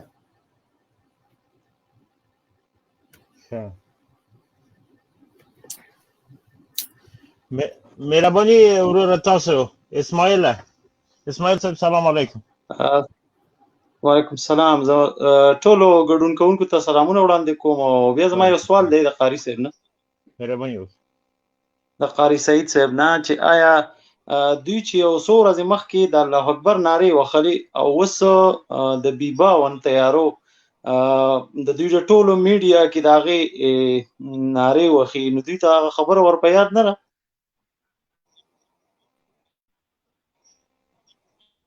محترم وروره دا خو واضحه خبره ده چې دوی قاری صاحب محترم هغه ستونزه حل شوله، صرف دغه ملګري سټوډیو ته ډیر راځي که دغه د سټوډیو پرېږدي، ستونزه ما حل کړله، تخنیکی ستونزه و، مجاهد صاحب کولی شي چې لایو خپرونې ته راشي بدون له کوم مشکله. مننه، خوشحاله اوسئ. نو دغه ورور ته به زه ووایم چې د الله اکبر یوازې د الله اکبر نه دا 20 کاله امریکایانو او د امریکایانو ملګرو دین او اسلام دلته د سپر په توګه استعمال کړی ده، دلته د مولا نه هم د خپلو ګټو دپاره ګټه اخیستې ده، استفاده یې ترې کړې ده. د کابل ادارې سره چې څومره ملایان ملګري دي، څومره علما دوی ځان سره ملګري کړي دي، د هغې نه دوی استفاده څنګه کوي؟ د هغې نه دوی د دیني سپر په توګه استفاده کوي، هغوی ته دوی په احترام قایل نه دي. څه وخت مخکې به تاسو ته یاد وي سلیمان لایق مردار شو، قیام الدین کشاف جنازه هم و، تاسو ته به یاد وي. د قیام الدین کشاف چې 20 کاله د امریکایانو د کابل ادارې دپاره فتواوې ورکولې، د هغوی کلک ملاتړی و. اشرف غني د هغې جنازې ته لاړو نه، خو سلیمان لایق جنازې ته لاړو، جنازې کټ ته یې اوږه ورکړه او دغسې په نورو ډېرو تشریفاتو کې دا څومره د کابل ادارې اړوند ملایان چې مړه شوي دي یا وژل شوي دي، دوی چې کله بس ووژل شول ختم شول، بس هغوی ته دوی بیخي په احترام قایل نه دي. او دا دومره وخت د کابل ادارې سره دا څومره ملایان چې ورسره ملګري شوي دي، د هغوی شکایت دا وي، تاسو که د هغوی سره خبرې وکئ هم هغوی شکایت دا وي چې دولت د موږ نه د سپر په توګه استفاده کوي، د سپر په توګه د موږ نه ګټه اخلي. دوی غواړي چې دا د کفر په صف کې دوی ولاړ دي، دوی ځان مسلمانان ښکاره کړي، ځان داسې څوک ښکاره کړي چې د هغې په خلاف جهاد فرض نه ده. دوی په مکرر ډول تاسو وینئ کله سرتیري دوی وایي چې موږ سرتیري تلاوت کوي، سرتیري په ارخ کې امامت وکولو، تلاوت یې وکولو، ارخ کې د عید الموز موږ ته راکړو. موږ دوی ته وایو چې ودې خدای ظالمانو، تاسې موږ د عید په لمانځه نه وژنو چې تاسې د عید المونځ نه کوئ، تاسې موږ په دې نه وژنو چې تاسې کلمه نه وایئ، تاسې موږ په دې نه وژنو چې تاسې تلاوت نه کوئ. په کوم عمل چې تاسې موږ وژنو هغه عمل پرېږدئ چې تا د پردي کافر ټوپک په اوږه کړی و، 20 کاله دې په هغې خپل افغان ووژلو، په دغه عمل دې زه وژنم، دغه کار مه کوه. زه تا په دې نه وژنم چې ته کلمه نه وایې، زه تا په دې نه وژنم چې ته د عید المونځ نه کوې، زه تا په دې نه وژنم چې ته تلاوت نه کوې. امام ابن تیمیه رحمت الله علیه لیکلی دي لو رأیتمونی فی صف الکفره والمصحف على رأسی فاقتلونی، که چېرته تاسې زه ولیدم چې د کفارو په صف کې ولاړ یم، قرآن مې په سر یخی ده، مصحف قرآن مې پاس په سر یخی ده، ما قتل کوي. دې ته مه ګوره چې ما قرآن پاسه په سر یخی ده، ته د کفر په صف کې ولاړ یې، د کافر په ټانګ، د کافر په توپ، د کافر په وسله خپل افغان وژنې. 20 کاله د کافر د سره کافر ته د افغان د کور جاسوسي وکول، 20 کال، او بیا کلمه وایي، لمونځ هم کوي. د خدای ظالمه دا توپک، دا دریشي، دا مرمۍ، دا سلا، دا ته چا درکړي دي؟ د څه دپاره یې درکړي دي؟ امریکایان دومره ستا د خاورې نه مړه، دومره ستا د هېواد نه مړه. امریکایان که ستا د خاورې، ستا د هېواد آبادۍ ته راغلي وي، ستا له غمه دومره مړه، ولې په سپین میدان پرېښوئ؟ ولې درنه لاړل وتښتېدل؟ ته یې داسې بې اسرې پرېښوئ، نن د ولایتونو ولسوالۍ له لاسه وځي. ولې؟ ځکه امریکایان ستا په کیسه کې نه وو، امریکایان د خپلو ګټو په کیسه کې وو. امریکایانو 20 کاله دلته په یو بل نوم په تا د خپل ملت ووژلو، د ترهګر په نوم، د تروریست په نوم، په یو بل نوم د خپل ملت په تا ووژلو. نو تا چې په کوم شیزه وژنم هغه کار مه کوه، هغه پرېږده. د هغې غوښتنه زه له تا نه کوم. شاهین صاحب تاسې لاندې سټوډیو ګورئ چې مجاهد صاحب شته که نه؟ نشته، قاري صاحب مکمل کړی دی چې صحیح پاکه ده. په کوم نوم راځي قاري صاحب محترم؟ ښه ودرېږه دلته، زه خپله ورونه مه راځئ. افغان غازي په نوم راځي مبین صاحب، افغان غازي ما ګورم په یاد دی، افغان غازي په نوم. او جنرال صاحب یوه مهمه خبره به بله هم وکړم، دلته را یاد شوه د دوستم شپږ پوړیز قصر چې طالبانو لاس ته ورغلی د دغې غنیمتونه 28 دانې تربیه شوي آسونه 12 ضد مرمۍ زرعي موټر 3000 میله کلاشینکوف او امپور سلاح امپور توپک دا هغه سلاح وه چې دوی په همدې اوس وختونو کې دوی ته راغلي وه د ځینو هیوادونو له لوري چې دوی به په شمال کې خیزشي مردمي باندې تقسیموي 88 میله راکټ 114 میله روسي پیکا 14 میله داشکي 28 اراده سیمرغ موټر 50 موټر سایکل نور تاریخي او قیمتي وسایل او دغه قصر خو تاسو ولیدو شپږ پوړیز قصر هغه د قصر وو دا قصر د پچیواله وو دا په 13 کلونو کې د اشغالګرو په خدمت د خپل ملت په وژلو دا بنگلې د جوړې کړې وي دا ماڼۍ د جوړې کړې وي او تاسو د دې قصر نه لږ ایخوا دیخوا چارچاپیر لاړ شئ دا قصر دا په نړۍ کې 4 نمبر قصر د دوستم قصر په هیواد کې خو نشته په افغانستان کې داسې قصر نشته لکه د قصر داسې بنگله په افغانستان کې نشته دغه خلک وو چې 20 کاله د کابل ادارې نه باجګیري وکوله د کرزي او د غني نه 20 کاله باج واخیستو چې والی به ورولېږلو دوی به بیا سوټي راخیستي وو توپک به راخیستي وو چې والی نه منم چې امنیه قومندان به ورولېږلو چې امنیه قومندان دی نه منم هغه بیچاره به داسې رپېدو که کرزی وو که غني وو موږ دوی ته هغه وخت ویلي وو چې که رازق ده که جبار کارمان ده که دوستم ده که عطا ده که دا نور لنډغر دي دا امریکایانو پړسولي دي امریکایانو له دوی نه بدماشان جوړ کړي دي امریکایان چې کله له دې خاورې وتښتي تاسې به خپله د دوی حیثیت وګورئ او بله مهمه نکته ده موږ د امریکایانو سره مذاکرات کول دې خلکو به موږ ته ویل چې تاسې ولې د خپلو افغانانو سره خبرې نه کوئ ځکه موږ ته هغه چابي معلومه وه هغه بټنې موږ ته معلومې وي د کابل ادارې بټنې موږ پیژندې موږ ځکه د امریکایانو سره په خبرو ټینګار کولو موږ ځکه ویل چې باید اول د خارجي اشغالګرو سره موضوع حل شي د هغوی سره حل شو هغه د لاړل وتښتېدل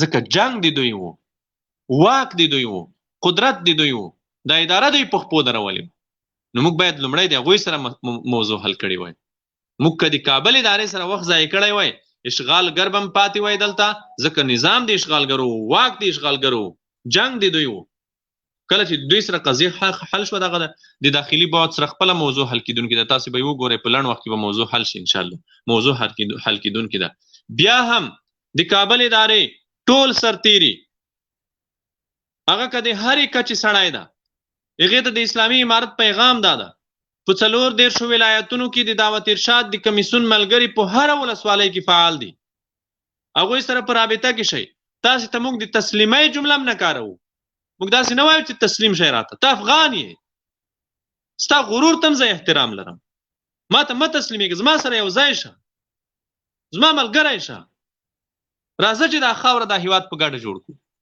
تسلیمېږه مه راته تسلیمۍ کلمه زه تاته نه کاروم د اسلامي امارت په رسمي ادرسونو کې او غیر رسمي ادرسونو کې به تاسو تسلیمۍ کلمه چېرته پیدا نه کړئ الا ماشاء الله که چېرته نادره استعمال شوي تسلیمۍ جمله تاته نه کارول کېږي ای افغان عسکره تر د دې دپاره چې ته د کمترۍ احساس ونه کوې ته د ذلت احساس ونه کوې ته زما افغان یې ته د بل چا د ګټو دپاره قربانېږې ته د ټامیانو د ګټو دپاره قربانېږې ته د فلبرایټانو د ګټو دپاره قربانېږې ته د 24,000 هغه ټامیانو چې TNT په نوم سیلري لري د هغوی دپاره قربانېږي ستا د وینې تویول زما هدف نه دی ستا په وینه مې زړه نه کېږي تا که هر څومره ظلم کړی دی طالب سره تا که طالبان وژلي دي تا که خلک وژلي دي نن تا ته دروازه خلاصه ده راشه هیڅ ویره مه لره هیڅ خوف مه لره په دې جعلي ویډیوګانو مه دوکه کېږه چې د کابل ادارې پروپاګنچیان کله وایي چې په فلاني ځای کې طالبانو تسلیم شوي عسکر دوی وژلي دي هغوی نه انتقام اخیستی ده ثابته دي که نه څوک ثابته دي چې په تېرو 4 میاشتو 3 میاشتو کې څوک خو یوه پیښه ثابته کړي چې طالبانو د تسلیمۍ نه وروسته یو چا سره غدر کړی وي او څوک دې وژلی وي په سپین بولدک کې موږ ټولو رسنیو ته چیلنج ورکړو چې راشي موضوع واضح شي درته 4 کسان راغلل هغه هم په زندان نه ایستل. نو بیا وایو چې د کابل ادارې ټولو عسکرو ته د موږ پیغام دا ده چې د مخالفت نه د لاس واخلي. ولس ته پیغام دا ده چې د کابل ادارې په خپلو ځایي چارواکو د ولایت په اداره باندې ټینګار وکوئ، پسې راپورته شئ چې تا د طالب د جنګ نه منع کوم، ورشه کنر وي د طالب سره په دښته کې معلومه که، طالب سره په ولسوالیو کې معلومه که، وای ځپه وای وژنه بمبار پرې وکوه، څه دی چې په وس پوره یې ورسره وکوه. خو کله چې طالب د ښار دروازه درته راوټکوله بیا دې دلته خرمستي نه منم، بیا دې دلته بدمشي نه منم. د ښار په منځ کې به بدماشي نه کوي، ما ته به ښار نه ورانوي، ما ته به بازار نه ورانوي، زما سرمایه به نه تباه کوي، زما دکان، زما مارکیټ، زما بازار به نه را تباه کوي. دا د ټول ولس د دې تامیانو نه غوښتنه وکوي. مبین صاحب فکر کم مجاهد صاحب تر اوسه هم نه ده توانېدلی چې لایف ته راشي متاسفانه. مجاهد صاحب په سټوډیو کې ده. السلام علیکم ورحمت الله وبرکاته. مجاهد صاحب تاسو په خپل یاستئ؟ وعلیکم السلام. او تاسو زما غږ اورئ؟ ستړی مشه مجاهد صاحب، خیر راغلی. مننه، سلامت اوسئ. داسې موږ ته فرصت راکړه ټولو مېلمنو او اورېدونکو ته د زړه له کومې ښه راغلاست وایم. الله تعالی مو وساته. مجاهد صاحب خوشاله اوسئ، الله تعالی دې ستاسو په عمر کې برکت واچوي. مجاهد صاحب تاسو که د مقدماتي خبرو نه وروسته زه یو څه پوښتنې لرم دلته ما لیکلي دي را سره، نو بیا ستاسو نه هغه پوښتنې کوم، سوالونه کوم. که تاسو مقدماتي څه ویل غواړئ مهرباني وکړئ.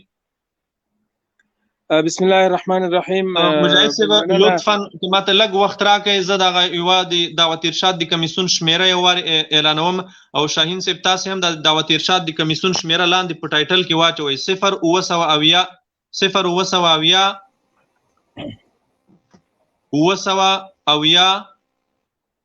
940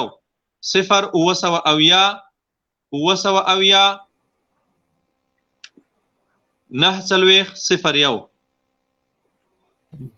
دا شمیره یو وارې بیا وایم 0 د اشتباه وه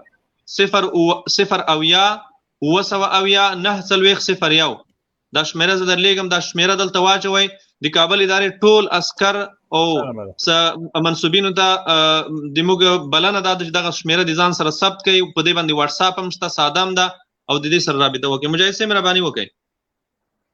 بسم الله الرحمن الرحیم. حامد و مصلیا اما بعد. زه لومړی دلته په سټوډیو کې محترمو ګډونوالو ته او چلوونکو میلمنو ته او ټولو اورېدونکو ته د زړه له کومې خپل سلامونه وړاندې کوم. خوشحاله یم چې په داسې وخت کې تاسو سره خبرې کوم چې په هیواد کې الحمدلله د لوی تحولاتو شاهدانو یو او د فتوحاتو په درشل کې یو. الله تعالی مو دې دغه فتوحاتو بری د ټول مظلوم ولس د نجات او د اسلامي نظام د حاکمیت او د بشپړ خپلواکۍ د راتګ سبب وګرځي. نو تاسو که کومه پوښتنه لرئ، نظر لرئ، هغه له ما سره شریک کړئ. بیا به انشاءالله په پوښتنو کې خپل نظریات هم در سره شریکولی شم چې وخت د اورېدونکو مجاهد صاحب محترم، لومړی پوښتنه خو دا ده چې نن داسې راپورونه خپاره شول چې د نیمروز ولایت والي د ځینو خلکو نه غوښتنه کړې ده چې د کابل ادارې رسنیو دا راپور خپور کړو چې د ځینو خلکو نه غوښتنه کړې ده چې د دوی لورانې دوی ته مجاهدینو ته په نکاح ورکړي. همدا راپورونه د هیواد د شمالي ولایتونو نه هم راغلي وو چې مجاهدین په ځینو سیمو کې د خلکو نه غوښتنه کوي چې خپلې لورانې دوی ته په نکاح ورکړي، او د خپلو لورانو یا په کور کې چې څومره د دوی سره د دوی په کور کې زنانه دي، ښځینه دي، هغوی لیست دوی ته ورکړي چې څومره کونډې دي او څومره بې واده دي او څومره واده شوي دي. په دې اړه ستاسې نظر څه دی؟ بسم الله الرحمن الرحیم. متاسفانه موږ د ډېر یو نامرده دښمن سره مخ یو. هغه دښمن چې د سنگر په ماحول کې تاب نسي راوړی او متصل د شکست او ماتې سره مخ ده. اوس د پروپاګند په ساحه کې هڅه کوي چې یو نوه خلک تیر باسي، تشویشونه ایجاد کړي او مسلمانانو ته یو نوه ویره پیدا کړي. خو دا د ټولو هغو نورمونو خلاف ده چې هغه اسلامي اصول دي او یا د افغاني حدودو افغاني دودونه دي، د هغو خلاف ده چې څوک د په افغاني ټولنه کې راسي چاته دې ووایي چې تاسې به ما ته لور نکاح کوئ او په زور باندې چا لور ته څوک وایي چې زه تا نکاح کوم او یا داسې په شخصي ژوند کې د څوک چا سره مداخله وکړي دا د نورمونو خلاف ده، د اصولو خلاف ده، زموږ تاسو د فرهنګ خلاف ده، د دین خلاف ده، د شریعت خلاف ده. واقعیت دا ده چې یو څوک دوی غږولی دی، یو غږ د جعلي غږ دی، داسې وانمود کوي چې ګنې د طالبانو یو څوک غږیږي خبرې کوي، هغه بیا خلکو ته په خطاب کې وایي چې فتوحات موږ کړو، لاسته راوړنې لرو، دا مجاهدین په تاسې حق لري چې که څوک لورانې لري نو موږ ته دې په نکاح باندې راکړي. دغسې یو اواز خپور شوی و په ټول هېواد کې، یو تشویش پیدا کړی و. موږ نن دغه پوښتنو سره په رسنیو کې مخ وو، خو ټولو هېوادوالو ته موږ ډاډ ورکوو چې اسلامي امارت مجاهدین په شریعت باندې روزلي خلک دي، داسې خلک دي چې هغه د شریعت او د دین په چوکاټ کې اقدامات کوي. دا ممکنه نه ده چې په دومره یو لوی دینی ماحول کې دومره یو لوی فساد ته څوک زمینه مساعده کړی شي چې هغه د ښکاره براله د خلکو نه د لور سره د نکاح کول غواړي او نور د پې باندې چوپ وي، مشران د چوپ وي. دا هېڅ ممکنه نه ده. زه فکر کوم چې هېڅ افغان به هم دا خبره نه مني او ځینو رسنیو هم زموږ سره تماس کاون نن هغوی به دا خبره ډېره تعجب کوي، زموږ زړه ته نه غورځي، خو بیا هم یو خبره ده سوال تاسې نه کوو. نو دلته خبره دې ته راګرځي چې زموږ دښمن دومره نامرده ده او دومره غورځېدلی او پرېوته ده چې هر هغې حربې ته لاس اچوي چې هغه په ټولنه کې عقل نه مني، منطق نه مني، بې له دې چې موږ یې رد کړو خپله د خلکو اذهان یې ردوي. نو دغه پروپاګند بالکل واقعیت نه لري. په ټولو ځایونو کې د خلکو خدای نه خواسته ناموس ته چا کومه خبره کړې ده، نه چاته په بې عزتۍ کتل سوي دي. موږ د خلکو د عزت ساتونکي ځان بولو، زموږ صف د دې صف ته د خلکو ناموس او عزت به موږ ساتو، موږ به یې دفاع کوو. اسلامي امارت قیام د خلکو د عزت د ساتنې دپاره سوی، د خلکو د عفت د ساتلو په خاطر سوی. نو بیا څرنګه ممکنه ده چې په دې صف کې داسې یو څوک پیدا شي چې هغه د خلکو نه د لور کول نکاح کول غواړي، د خلکو لوران ځان ته کول غواړي، دا ممکنه نه ده. نو دا په افواهات زه ردومه. بیا هم له دې لارې نه ورونه باید په دې موضوع باندې کار وکړي. دغسې ذهنیت که چا ذهنیت خراب شوی هېوادوال دي، طبعا موږ نه شناخت نه لري، نو ټول ورونه باید د خلکو د اذهانو په روښانه کولو کې خپل رول ادا کړي. مجاهد صاحب بله پوښتنه دا ده د بولدک په اړه، خو مخکې موږ یو څه وضاحت ورکړو د سپین بولدک په اړه. د کابل ادارې رسنیو ډېر وخت پروپاګند وکړو چې په بولدک کې انتقامي بریدونه شوي دي، په سلګونه کسان وژل شوي دي. همداسې په مالستان کې مجاهدینو خلک وژلي دي، کورونه یې راایستلي دي او په انتقامي ډول یې وژلي دي. په دې اړه که تاسې یو څه زیاتول غواړئ مجاهد صاحب راسره یې؟ و بلې دغه تشویشونه هم ایجاد شوي وو د دښمن رسنیو او یا ووایم د دښمن هغه پروپاګند حلقاتو، هغو اوازې خپرې کړې چې ګنې د اسلامي امارت مجاهدینو د غزني ولایت یا د دایکنډي مالستان کې چې کله هغه ولسوالۍ ونیول سو نو 40 تنه یې وژلي دي.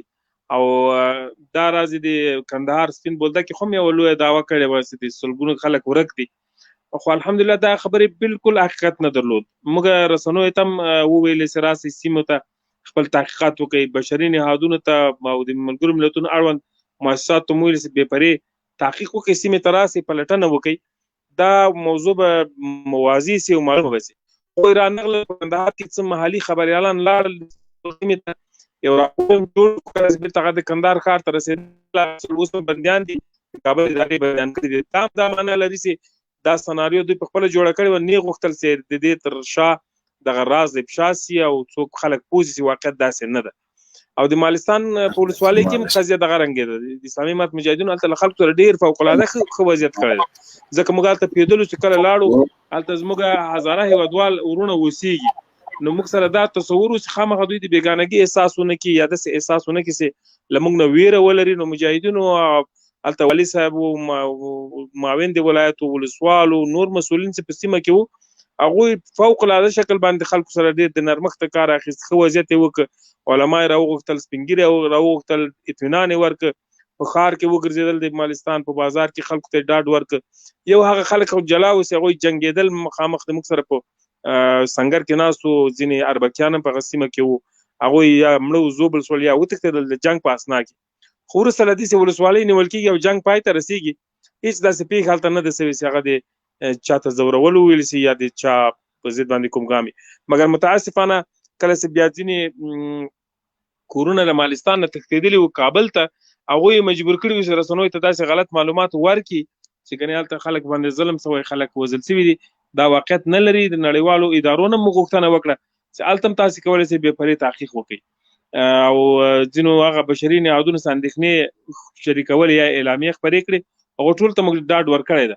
اوس هم بیا اطمینان ورکوو چې د اسلامي امارت مجاهدین انتقامي سوچ او فکر نه لري. کله چې کوم ځای ته ځي د خلکو د ژوند د آرامش دپاره ځي، نه څوک په اضطراب کې اچي، نه څوک له خپله کوره بېجایول غواړي، نه څوک نیول غواړي. اگر که هغه زموږ دښمن هم وي او زموږ سره جنګ هم کړی، خو بالفعل چې موږ سره یو ځای سي او وسله کېږدي، خطر دفع سي، اسلامي امارت مجاهدین له چا نه انتقامي فکر نه لري. په اسلام کې انتقام، په دین کې انتقام دا نسته، جای نه لري. موږ فکر دا نه ده. او بل هم د هېواد ملي ګټې دا نه دي چې موږ انتقامي عمل وکړو، ځکه که خدای نخواسته بیرته انتقامي عمل شروع کوو نو دا د جنګ سلسله نه څو ختمه کولی. هر څوک بل نه انتقام اخلي او دا فکر او سوچ به عام کېږي. په هر انسان ځان سره یو تصور لري، یو غرور لري، یو ننګ لري. طبعا هر څوک به خپل ځان دفاع کوي. نو دا د جنګ تسلسل پیدا کېږي. موږ نه غواړو چې جنګ تسلسل پیدا کړي. نو دا یوه قربانۍ داسې ورکوئ، که چا ظلم هم له موږ سره کړی، که چا زیاتی هم له موږ سره کړی، موږ به امر الله ته سپارو. خو په دنیا کې به دا اوس دوی توبه کاږي یا لاس اخلي لغه شرارته، موږ به دوی سره انتقامي عمل نه کوو. دوی ته به د افغانانو په سترګه ګورو، د وروڼو په سترګه به ورته ګورو او ښه وضعیت به ورته کوو. لکه څنګه چې دغه تېرو میاشتو کې چې ولسوالۍ ونیول سي او هغه د دښمن عسکر راځي، زموږ تاسې مجاهدین یې په غېږ کې نیسي، تسلي ورکوي، هغو ته روحیه ورکوي، یو نوه بېرته د هغو هغه کوم طبعا ځان سره د ملامتۍ احساس چې کوي، د هغو د جبران لپاره هغو سره داسې برخورد کوي چې دوی د کمترۍ احساس ونه کړي. نو دا ډېره فوق العاده خبره ده چې د اسلامي امارت مجاهدین الحمدلله په دغه برخه کې ډېر ښه ځلېدلي دي او هېچا ته تشویش نشته انشاءالله. مجاهد صاحب محترمه، یوه بله پوښتنه د پوښتنې نه مخکې دا شمېرې یو وارې بیا وایم. مخکې شمېره کې اشتباه شوې وه. یو خو په دا ټایټل کې اچول شوې شمېره ده 0928 206 206. دا د روشن نمبر ده او د بیسیم نمبر چې ده 0906. شاهین صاحب تا ته ما لیږلي دغه په لاندې واچوه 0906 11 شپږ اویا 0906 11 شپږ اویا. دا د بیسیم شمېره ده. د واټساپ شمېره چې ده 0915 480 840 0915 480 840. دغه شمېره یو وارې بیا وروسته لږ اعلانوم. کوم ملګري چې غواړي ځان سره یې ولیکي، هغه د قلم او کاغذ د ځان سره بیا اماده کړي. دا شمېرې زه بیا وایم. مجاهد صاحب محترم، د یوه بله پوښتنه دا ده، څو ورځې مخکې د کابل ادارې ځینو رسنیو داسې راپورونه خپاره کړل چې په ځینو سیمو کې داسې پیښې شوي دي چې مجاهدینو ته یو وارې عسکر تسلیم شوي دي، تسلیمۍ نه وروسته بیا عسکر وژلي دي. دغه ډول راپورونه د دې په خاطر خپرېږي چې عسکر وویرول شي، تسلیم نشي او تسلیمۍ ته غاړه کېږدي. ځینې عسکر داسې شته چې هغوی ظلمونه کړي دي، مجاهدین یې وژلي دي، شهیدان کړي دي، د خلکو سره یې ظلمونه کړي دي یا نور جنایتونه یې کړي دي. دغه خلک ویریږي، دغه عسکر د ځان سره یو ډار لري، یو ویره لري.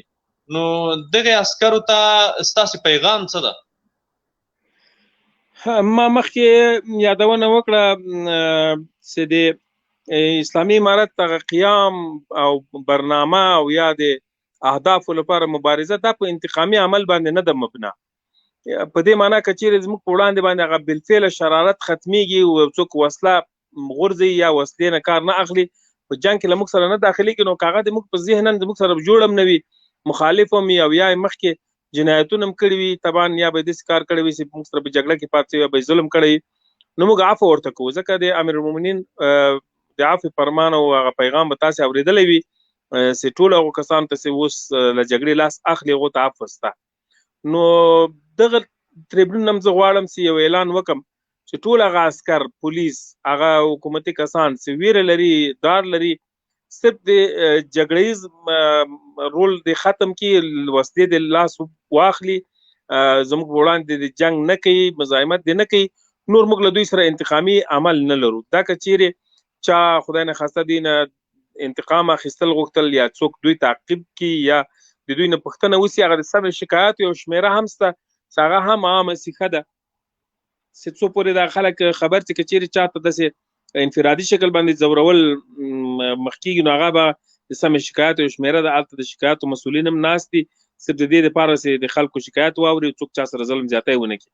او دغه د ارشاد دعوت شمیرې چې دي دا هم د دې دپاره دي چې هغه خلک بېرته اړیکه وکړي که چا سره بعد له دې نه چې هغه موږ سره یوځای سوی و او کور ناست و بیا چا مزاحمت ورته وکړه بیا چا ستونزه ورته جوړه کړه نو د موږ له خوا نه هغوی کولی شي چې موږ ته شکایت وکړي دغه د ارشاد دعوت مسؤلین خبر کړي قضیه به ډېره جدي څېړل کېږي داسې مورد که موږ ثابت کړو چې یو عسکر یا یو پولیس راغلی ده او بیا چا ځورولی ده که هغه هر څه کړي وي بیا چا ځورولی وي نو دغه کسان موږ مجازات کوو خلي سلا کوو یې محکمې ته سپارو دا موږ ژمنه کوو نو هغه څوک چې په جنګ کې ولاړ دي له موږ سره په مقابله کې ولاړ دي دا ویره له د زړه وباسي که د هر ولایت او د هرې سیمې مربوط وي زموږ ورور ده وسله دې وغورځي جنګ دې نه کوي تر دا ننه پورې کوم کار سوی موږ معافه کوو دوی د دې خپله جنګي رول ختم کړي هیواد آبادي ته ضرورت لري هیواد جوړېدا ته ضرورت لري یو موټی کېدا ته ضرورت لري دغه څو کسان مفسدین چې یعنی واک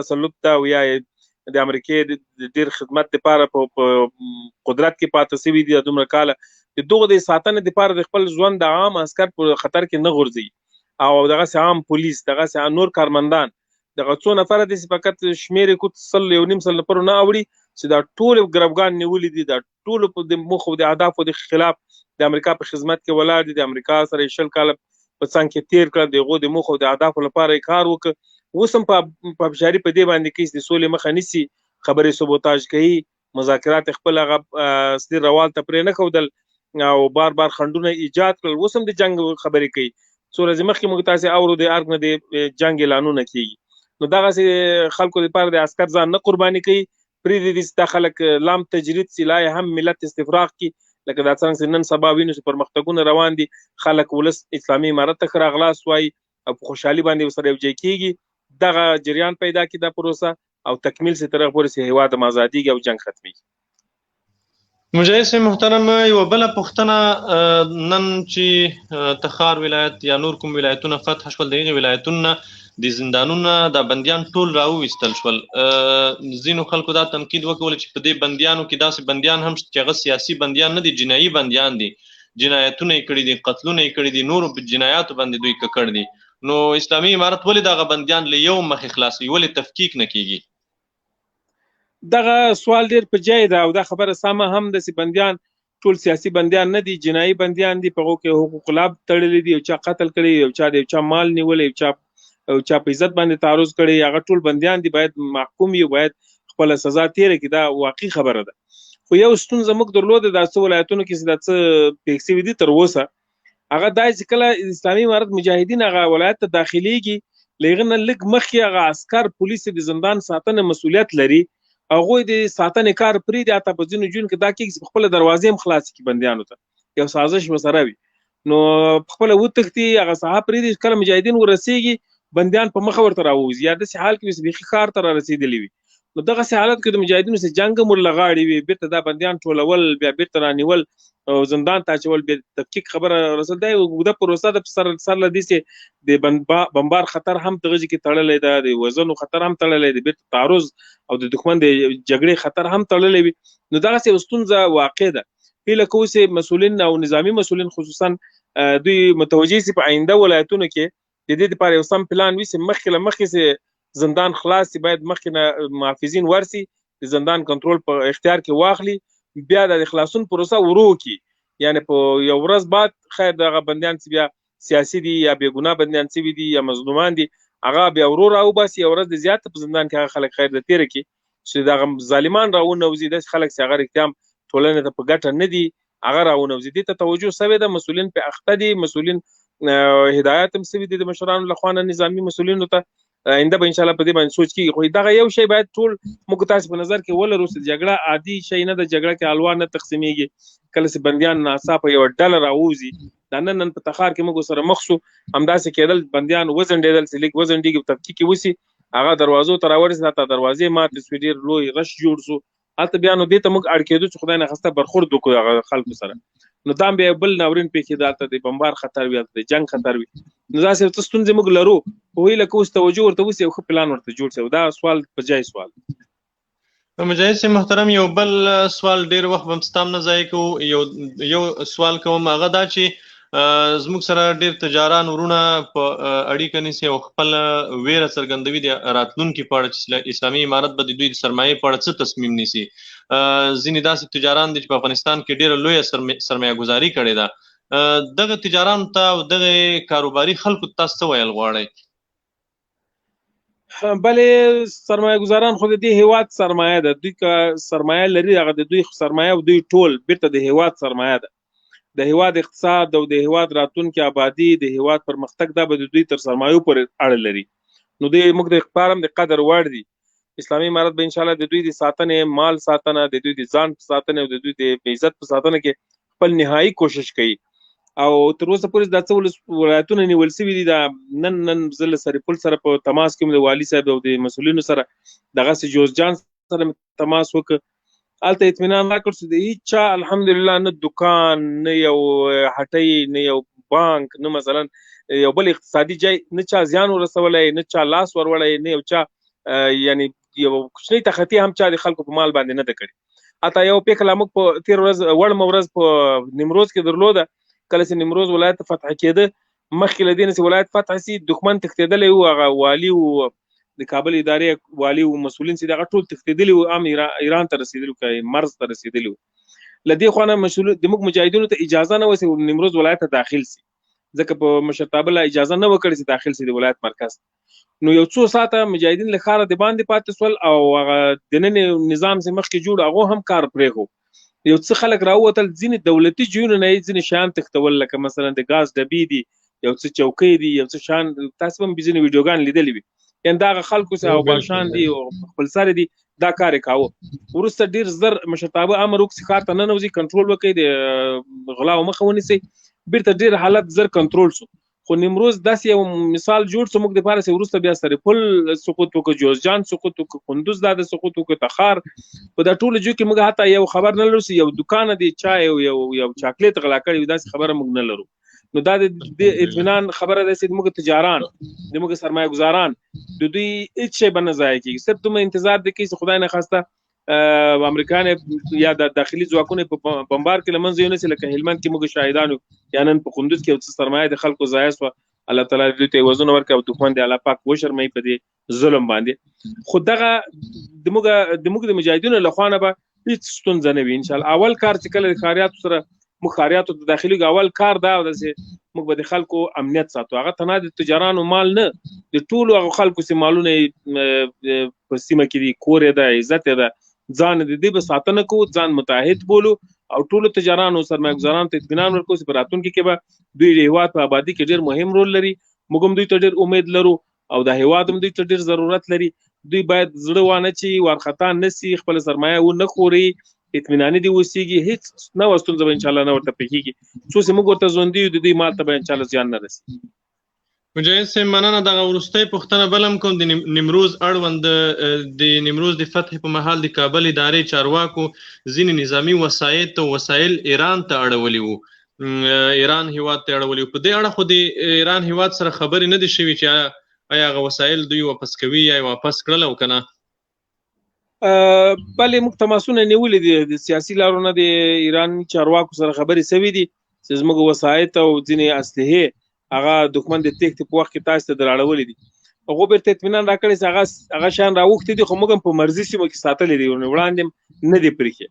او کله چې حالت عادي کېږي بیرته به رات کړو. امید شته چې بیرته رات شي، هغه به نه ضایع کېږي، ځکه دا مملکتونو تر مابین داسې موضوعات چې کله بیا حالت نورمال کېږي بیرته سره تبادله کېږي او بیا جوړ نظامونه دي، هغلته دغه شی ضایع کېږي نه. موږ ته اطمینان راکړی چې مرز سره په نږدې ساحه کې دغه شی موجود دي او په نورمال وخت کې به بیرته در رات کړو. مجاهد صاحب مننه کوم. الله تعالی په خپلو چارو کې موفقیت او بریالیتوب نصیب کا. نو مبین صاحب یا انجینر صاحب تاسو کومه پوښتنه لرئ مجاهد صاحب نه؟ مجاهد صاحب ما ته 15 دقیقې وخت راکړی و، شاید وخت یې پوره وي. نو که تاسو کومه پوښتنه لرئ مهرباني وکړئ، بیا مجاهد صاحب ته اجازه ورکړو. ډېره زیاته مننه مجاهد صاحب. خدای دې وکړي چې زما سوال مکرر نه وي، ځکه انټرنیټ مې څو دفعې بند شو. ځینې خلک تشویش لري یا د پړه په طالبانو راځي چې طالبان کوم ولایتونه فتح کوي، مخکې له دې چې طالبان هغه سیمې ته ځي چور ګډېږي، د خلکو شتمني، کورونه، دغه شی کېږي. دوی وایي چې طالبان دوی ته وخت ورکوي. د دغه دپاره یو څه ترتیب تاسو په نظر کې نیسئ که نه، چې د آینده دپاره د نورو ولایتونو له فتح سره د دغه خلکو مخه ونیسي یا دوی ته سخته سزا ورکول سي چې آینده دا جرأت ونه کړي. ځکه د خلکو شتمني چې کله طالبان راځي د طالبانو ذمواري جوړیږي چې د خلکو له شتمنۍ نه له مال نه له مارکیټونو له دوکانونو له دې نه حفاظت وشي. دغه پړه بیا اکثره مخالفین دا ویډیوګانې راواخلي په رسنیو کې همدغه پړه په طالبانو باندې ور واچوي. و مبین صاحب محترم دغه سوال خو مخکې وسو ما جواب کسې یو په نیمروز کې داسې پیښه سوې هغه وجه دا وه چې هلته یوه خلا رامنځته سوه موږ مجاهدین سیمې ته د داخلېدو اجازه نه درلوده او دښمن سیمه پرېښې وه منځ کې یوه خلا رامنځته سوه. په نورو ولایتونو کې اول وهله کې موږ دې ته متوجه وو چې کله مجاهدین ولایت ته داخلېږي یا سیمې ته داخلېږي نو د هم به د دولتي تاسیساتو اموالو محافظت کې هم به د دوکانونو لکه مثلا زه د قندوز مثال در کوم مخکې له دې چې قندوز ته مجاهدین د عملیاتو پلان ونیسي اول دا پلان نیولی اوسې د قندوز بلیس سیمه باید څوک مسؤلیت ولري د ادارو څوک مسؤلیت ولري د مارکیټونو د محافظت دپاره څوک وي د کوڅو دپاره څوک وي. یعنې کله چې موږ مجاهدین قندوز ته ننوتل په ډېر ارامۍ سره هر چا خپل وظیفې ته ځان ورساو. نن موږ د قندوز په ټوله فتحه کې هېڅ نه وه داسې یوه غلا نه لرو. ما مخکې یادونه وکړه چې چا یو دوکان یو چاکلیټ هم چا نه ده پټ کړی شکایت نه لرو. نو د دې معنی دا ده چې انشاءالله موږ دغه نقطې ته متوجه یو.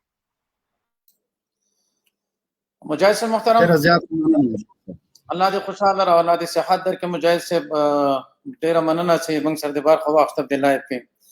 زه هم لنډه پوښتنه لرم. پوښتنه همدغه ټولې موضوعګانې نږدې دي سره تکراري غوندې دي خو بیا دغه څه موضوع داسې ده چې دغه د مزدوره اداره چې دا ظالمان دوی غواړي چې د افغانستان په شتمنۍ باندې بمبار وکړي. لکه په هلمند کې چې د طلا په مارکیټ باندې بمبار وکړي طلایي مارکیټ یا صرافانو مارکیټ باندې او نن هم په قندوز کې صرافانو مارکیټ باندې بمبارد وکړو. دغې دپاره څه بدیل یا داسې یو محفوظ هغه جوړ سي چې دوی کله مجاهدین ولایت ونیسي نو دغه صرافانو مارکیټ یا چې کومې مهمې شتمنۍ دي چې دا یو بل محفوظ ځای ته د دوی په خوښه انتقال سي د خلکو. دغه ځکه چې اوس موږ ولیده دوه ځایونه کې ډایرکټ دوی په صرافانو مارکیټونو باندې په هغه شتمنۍ باندې بمبار وکړ چې هغه آینده ته د دغه ملت لپاره او د دغه افغانانو زړونه پرې دردېږي. دغې دپاره که داسې یو محفوظ پلان څه شی ونیول چې دا دغه څنګه تاسو هغه وکړي. خیر انجینر صاحب محترم سلامت اوسئ. له پوښتنه دې مننه. دغه موضوع ډېره مهمه ده. دښمن بې له شکه هڅه کوي چې زموږ اقتصادي زیربناوې عامه تاسیسات دا نښه کړي. مثلا یو څو مثال زه لنډن وایم تاسو هم پرې خبر یې دلته خو سوشل میډیا د طبعا هر څه م لیدلي دي. په هلمند کې دښمن دغسې مارکیټونه بمبار کړل د قالینو مارکیټ و دغه رنګې د سوپر مارکیټ په نامه د زرګرانو مارکیټ و چې طلا فروشي وي پکې او دغه رنګه اریانا روغتون و ورسره بیا نن د صافیانو روغتون لوی روغتون د هلمند کې هغه بمبار کړ او بست پوهنتون یې بمبار کړ. نن یوه لیسه بمبار کړه هلته. دغه وحشت وانمود کوي چې دښمن نهایت کې پریوتی ده نهایت کې مایوس او وارخطا ده.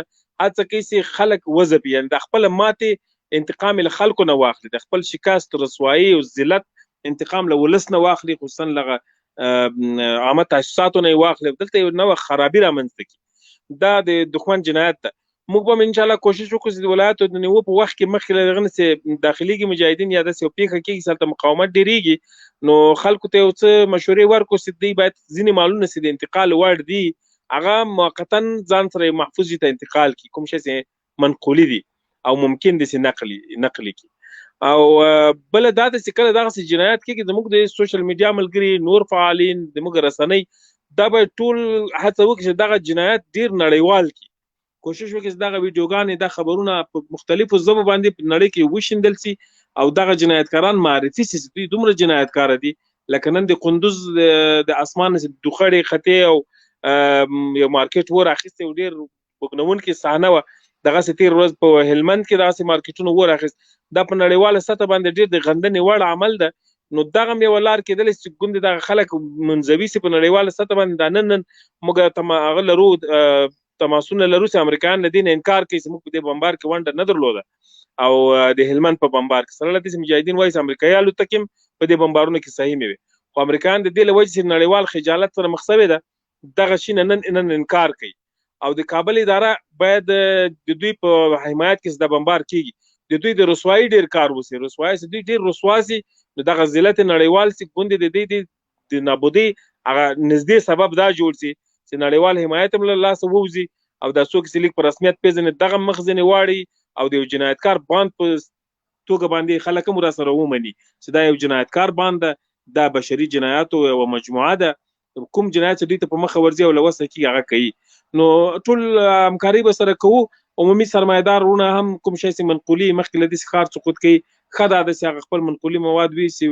نقل یې کړي ځکه نه معلومیږي چې کوم مارکیټ به ویستل کېږي کوم پاتې کېږي جنایت د دښمن تر کومې کچې پورې ده خو په هر صورت موږ به ټول په دې کې هڅه هم کوو مشوره به هم کوو هر کار له بل کار سره تفاوت لري هر کار موږ بیا اسلامي امارت دا هم کوشش کوي چې جنګ په ښار کې دننه هېڅکله ونه ساتلی شي ووځي له جنګ زر کار کوتا سي یعنې د عملیاتو بهیر لاند سي دا هم یوه لار د دې ده چې موږ جنګ لرې کړو ښار ته د دې بهانه پاتې نه سي چې هلته څوک بمبار وکړي انشاءالله مجاهد صاحب محترم انجینر صاحب مهرباني وکړه تاسو څه بله پوښتنه لرئ قاري صاحب محترم یو بله لنډه پوښتنه چې داخل ډېر تشویش لري زیاتره خلک موږ او تاسو الحمدلله په دې خبر یو چې امارت اسلامي هیڅ کله هم نجات پرستی یا نښان پرستی سیستم نه لري ځکه دا د اسلام سیستم ده د قرآن سیستم ده خو بیا هم دا خلک زیاتره په دې سوچ باندې موږ وینو چې افغانستان خپله سرمایه باسي چې هزاره یم یا ازبک یم یا نور اقلیتونه دي نو دغه دپاره څه هغه لري تاسې چې دوی ته یو ښه زیری ورکړئ چې ورونه موږ او تاسې ورونه یو او هیڅ کله هم د دغې تشویش مه کوئ انجینر صاحب محترم دا سوال انشاءالله له ملت سره اوس حل شوی ده اسلامي امارت په مذاهب په اقلیتونو او اکثریتونو باندې نه ده ولاړ نه په قومي جوړښتونو باندې باور لري قوم د دې دپاره د صرف موږ سره وپېژنو الله پاک جل جلاله هم د همدې دپاره پیدا کړی چې بس تعارف هم سره په قوم باندې وسي نور د دې دپاره ارزښت نه ده چې څوک دا پرستش کړي او دا معیار وګرځي که څوک د ما د قوم هغه ښه سړی دی که څوک نوی ښه سړی نه ده دا انشاءالله په اسلامي امارت کې له سره نسته هیڅوک د چا د قوم پوښتنه نه کوي د کوم ځای بل دا وروستني فتوحات تاسې وګورئ شروع یې له شمالي ولایتونو نه شوې ده چا به تصور دا نه کوو له هغې خوا نه پر مغزګوره د تخار سقوط د کندوز سقوط د جوزجان او د سرپور سقوط په دې ځای کې د موږ هغه ورونه اکثریت دي چې د موږ تاجک ورونه دي د موږ ازبک ورونه دي د دوی له خوا نه فتحې را شروع شوې دې معنا دا ده چې دا هېواد ډېر زور ګنډل شوی ده ډېر غټ غټ ټکونه په منځ کې سره ختلي دي ډېر قوي جوړښت لري دا څوک نشي جلا کولی دا د قومي شعار تعصبونه چې کوم کرلي وو دا د اشغالګرو یو پدیده وه چې موږ ته یې راوړې وه افغاني نه وه دلته موږ تاسې داسې وختونه هم تېر کړي چې له سره حکومت وجود نه درلود که تاسې یاد یې 90 کلونو کې مخکې له دې چې اسلامي امارت را پیدا سي هلته حکومت مخکې نه و ملوک طوایفي وه خو دا ملک بیا هم ځان جوړښت ساتلی و د تجزیې سره مخ نه سو وجه دا وس دلته ملت له یو بل سره ځان نه جلا کوي دا ولسونه یو له بل سره دومره زور ګنډلي دي چې تاجک له ازبک له تاجک او بیرته له پښتون سره داسې ښیښیانې لري دوستان یې لري ناسته پاسته لري چې دا د تجزیې او د تفکیک قابل نه ده نو زه دا وایم چې زموږ ملت حیثیت داسې ده لکه اوبو کله چې د اوبو ترمنځ موانع او سدونه لري چې اوبو خاصیت دا ده چې یو له بل سره ځان ګډوي او خلطوي نو کله چې ملت هم دغه متعصبین او دغه جنګ سالاران یا دغه څه خلک چې د امریکې په خدمت کې د موږ هېواد په قومونو په ډلو ټپلو ویشلی و دغه جنایتکاران که ځینې لرې کړو دا ملت لکه اوبو غوندې بیرته له شماله تر جنوبه له شرقه تر غربه او له منځني ولایتونو ټول یو له بل سره داسې خلطېږي لکه اوبو هېڅ تفاوت به په منځ کې نه وي نو موږ په دې جوړښتونو باندې باور نه لرو ټول افغانان او مسلمانان زموږ ورونه دي او په دې هېواد کې د ژوند حق لري هر یو مساوي حقوق له بل سره لري یو بل نه زیاتې حق ځان حقدار بولي نه د زیات شي دعوه لري بلکې ټول افغانان انفرادي افغانان دي او هغه د شهروندي د حقوقو په اساس باندې مساوي حقوق لري یو له بل سره برابر دي او یو له بل سیالان مجاهد صاحب محترم یو بله وروستۍ پوښتنه نور بس تاسې وخت نه ضایع کوو دا خبر حقیقت نه لري دروغ دی خو بیا هم تاسې خپل وضاحت ورکړئ د کمل خان د بند په اړه د کابل اداري رسنیو دعوه کړې وه چې د کمل خان بند اوبه طالبانو ایران ته ورخوشي کړي دي په دې اړه هم که څه ویل غواړئ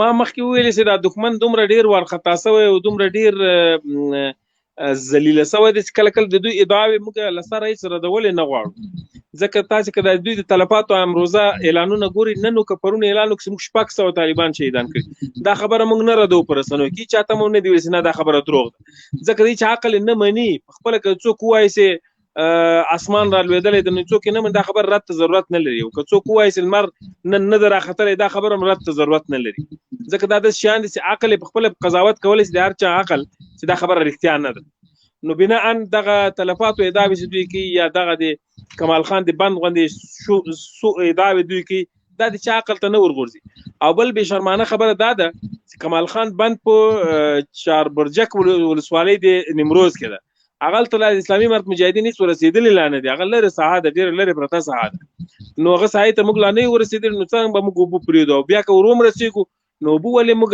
خرڅوو دې هېواد باندې د دې هېواد د منافعو د ساتنې لپاره موږ 20 کاله مبارزه وکړه او قربانۍ یې ورکړې دي ځانم قربان کړی د دې هېواد د منافعو دلته د اسلامي حاکمیت لپاره نو بیا څرنګه بېرته د دې هېواد اوبه به موږ دغسې چاته ورکوو یا به منافع خرڅو په نو دا یې د چا منطق او عقل ته نه ورغورځي خو بس د دښمن تبلیغات او هغه د دوی ضلالت پکې ثابتېږي چې دومره لوېدلي دي تر دغسې یو تور نه هم مخ نه اړوي مجاهد صاحب محترم ډېره زیاته مننه چې خپل قیمتي وخت مو موږ ته راکړو الله هم په عمر کې برکت واچوه په الله مو سپارم ډیره زیاته مننه زه هم تاسو ټول نه مننه کوم چې موږ ته فرصت راکړه او سلام را سره وکړه او د ګډونوالو نه ټول نه مننه چې غوږ یې نیولی و کېدای شي خبرې اورېدلې وي سلامت اوسئ السلام علیکم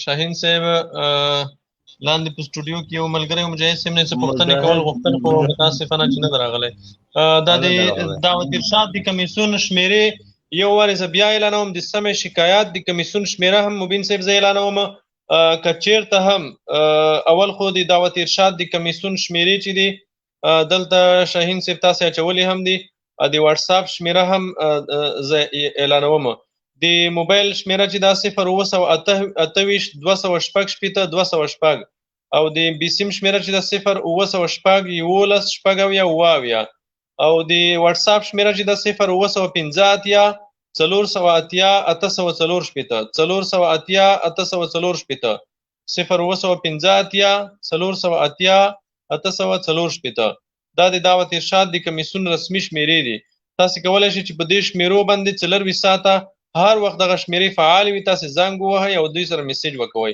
او د خپل راتلونکي په اړه اطمینان او ډاډ ترلاسه کړئ او د سمې شکایات د کمیسیون شمیره هم زه تاسو ته په دې خاطر اعلانوم ځینې کسان داسې شکایت کوي چې اسلامي امارت مجاهدینو موږ سره زیاتی کړی دی کوم ځای کې چا سره هم ظلم شوی و د دعوت ارشاد د کمیسیون دغه شمیره ده دا د ځان سره ثبت کړئ قلم راواخلئ دغه شمیره در سره ثبت کړئ کله هم که کومه سیمه کې د تاسو سره کوم مجاهد زیاتی وکولو ظلم در سره وکولو تیرای در سره وکولو د دغه کمیسیون سره تاسو اړیکه ونیسئ او جزئیات ور سره شریک کړئ خپل نوم د پلار نوم ولایت ولسوالي کلی ټول ادرس او د پیښې لنډ جریان ابس میسیجونه مه کوئ که تاسو ابس میسیجونه کوئ هلته بیا تاسو ته ځواب نه درکول کیږي ابس میسیجونه مه کوئ د خپل څه چې تیر شوي دي د هغې قضیې لنډ جریان شریک کړئ چې زما سره پلاني مجاهد په پلاني ځای کې دغه ډول ظلم وکړو دغه تیری را سره وکولو شمیره در سره ولیکئ د واټساپ شمیره د 0 904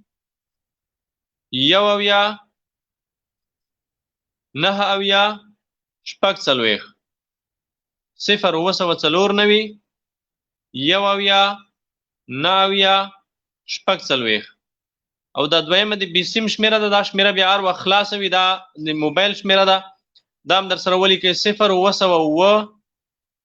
904 یو نوي 384 0 904 یو نوي 384 دا د شکایتونو د اورېدو د کمیسیون رسمي شمیرې دي تاسې د دغې کمیسیون د ملګرو سره خپل موضوع شریکه کړئ لنډ جریان نوم د پلار نوم ولایت ولسوالي کلی او د پیښې لنډ جریان شریک کړئ اوږده اوږده میسیجونه مه کوئ زنګ مه وهئ واټساپ ته ساده نمبر ته زنګ وهلی شئ واټساپ ته لنډ جریان ولیږئ هغوی تاسې د خپل سیمه ییز د دوی چې کوم مسؤلین دي هغوی سره په رابطه کوي مو او د تاسې د موضوع پوښتنه کیږي دا د دعوت ارشاد د کمیسیون د واټساپ شمیره یو وارې بیا تکراروم تاسې قلم در سره راواخلئ، دا شمیره در سره ولیکئ ترڅو چې تاسې ضرورت پیښیږي دغه شمیرې ته تاسې د خصوصا د کابل ادارې منصوبین هغه د دعوت ارشاد د کمیسیون سره په تماس کې شي او خپل ځان د ورسره ثبت کړي او د خپل راتلونکي په اړه د ډاډ ترلاسه کړي. د واتساپ شمیره ده 0 480 804 شپېته 0 480 805 شپېته. نو دغه د دعوت ارشاد د کمیسیون رسمي شمیرې وي. نو مبین صاحب لایف ته دوام ورکوو که څنګه د خوښه ده؟ قاری صاحب د معمول مطابق شی ملټه مو پاتې دي. محب الله انتظار که څه سوال لري مهرباني وکړئ. قاری صاحب یو پوښتنه زه لرم، د یو موضوع باندې لږ خبرونه واچوه، بیا به ورنو ته خبر ورکړو، وخت به ورکړو. قاری صاحب محترم،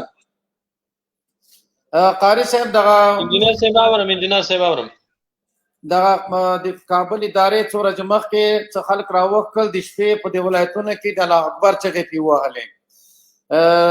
دغه خلک وړې ړانده او کاڼه دي، دغو ته لږ یو څه توصیه یا څه نظر لري چې اوس نن چغې د بي 52 وهلې او بله ورځ د الله اکبر چغې وهلې. دغو خلکو ته لږ څه وضاحت ورکړو، تاسې ولې داسې ړانده او کاڼه یاستئ؟ څه توصیه لري د خلکو دپاره چې دغسې د چا ورته وي چې غوږ د سپي ویوړ هغه سپي پسې منډې وایي، غوږ خپل نه ګوري، دې ته نه ګوري چې دا خلکو دروغ وایي. دغه خو موږ پرون پورې د اسلام باندې مسخرې کولې، نن چې زور پرې راغی الله اکبر چغې شروع کړې، نن بیا یې چې بي 52 یو دوه بمونه وغورځول په مسلمانانو، په ماشومانو، په زنانو، بیا یې د بي 52 چغې جوړې کړې. دغو لپاره د یو څه توصیه وکړه، خیر او څه معلومات ورته ورکړه چې ولې داسې کوئ.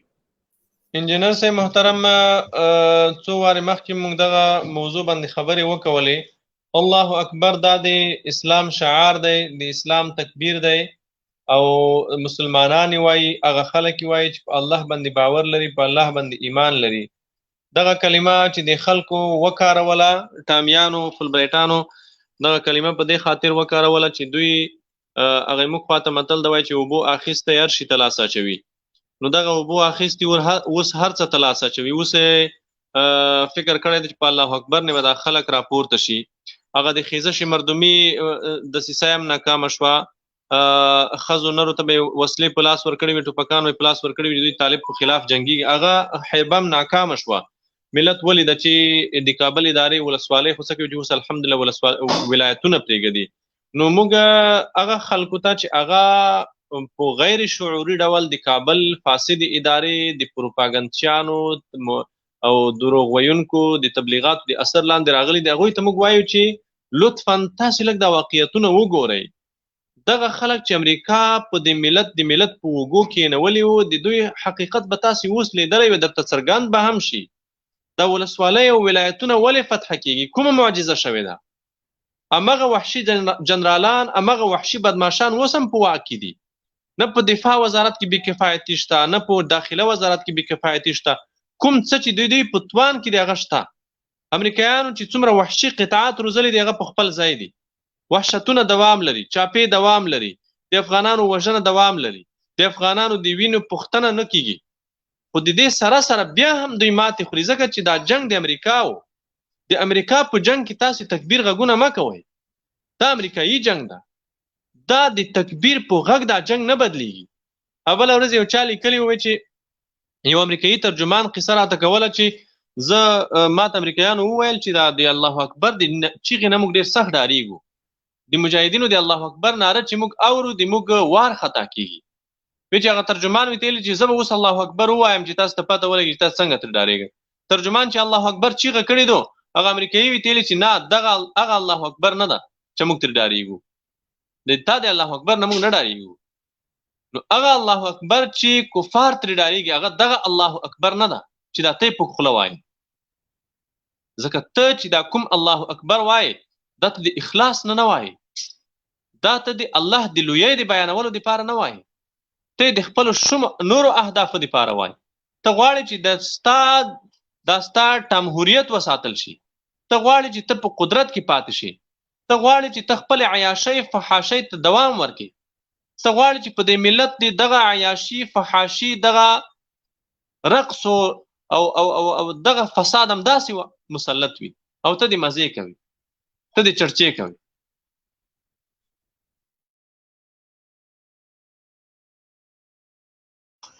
قاری صاحب محترم یو سوال زم لرم، اگر چې ما د مجاهد صاحب نه که هغه نشته دی الله دې وساتي. قاری صاحب اوس د ډېر خلک تشویش لري، خصوصا د کابل ځوانان چې اصلا په هېڅ جنا کې هم نه دي، نه په دوخو کې نه په اوخوا کې، صرف دغه یو 20 کاله د دوی په د ذهنو باندې کار شوی و چې ګویا امریکایان ښه دي، زیاتره تښتي منډې وهي او دلیل هم معلوم نه ده چې ولې او مجرم هم نه دي. تاسو څه پیشنهاد دی دغو خلک ته دوی څه وکړي د ځوانانو طبقې ته؟ شاهین صاحب محترم د ځوان نسل ته موږ توصیه دا ده چې ګورئ ځوانانو، تاسې به یو څو ورځې دوکه شوي وئ، غولېدلي به وئ په دغه تبلیغاتو، خو اوس هم وخت دی، راځئ په ګډه د هېواد ته کار وکوو. د اسلامي نظام نه ویره مه لرئ، د طالب نه ویره مه لرئ. تاسې لاړ شئ مفتوحه ساحو ته، هلته د خلکو نه پوښتنه وکوئ چې طالب چې تاسې ته رسنیو څه ډول معرفي کړی و، د طالب اصلي تصویر څه ده، اصلي انځور د طالب څه ده. ستاسې محاسبې به ډېرې غلطې تمامې شي.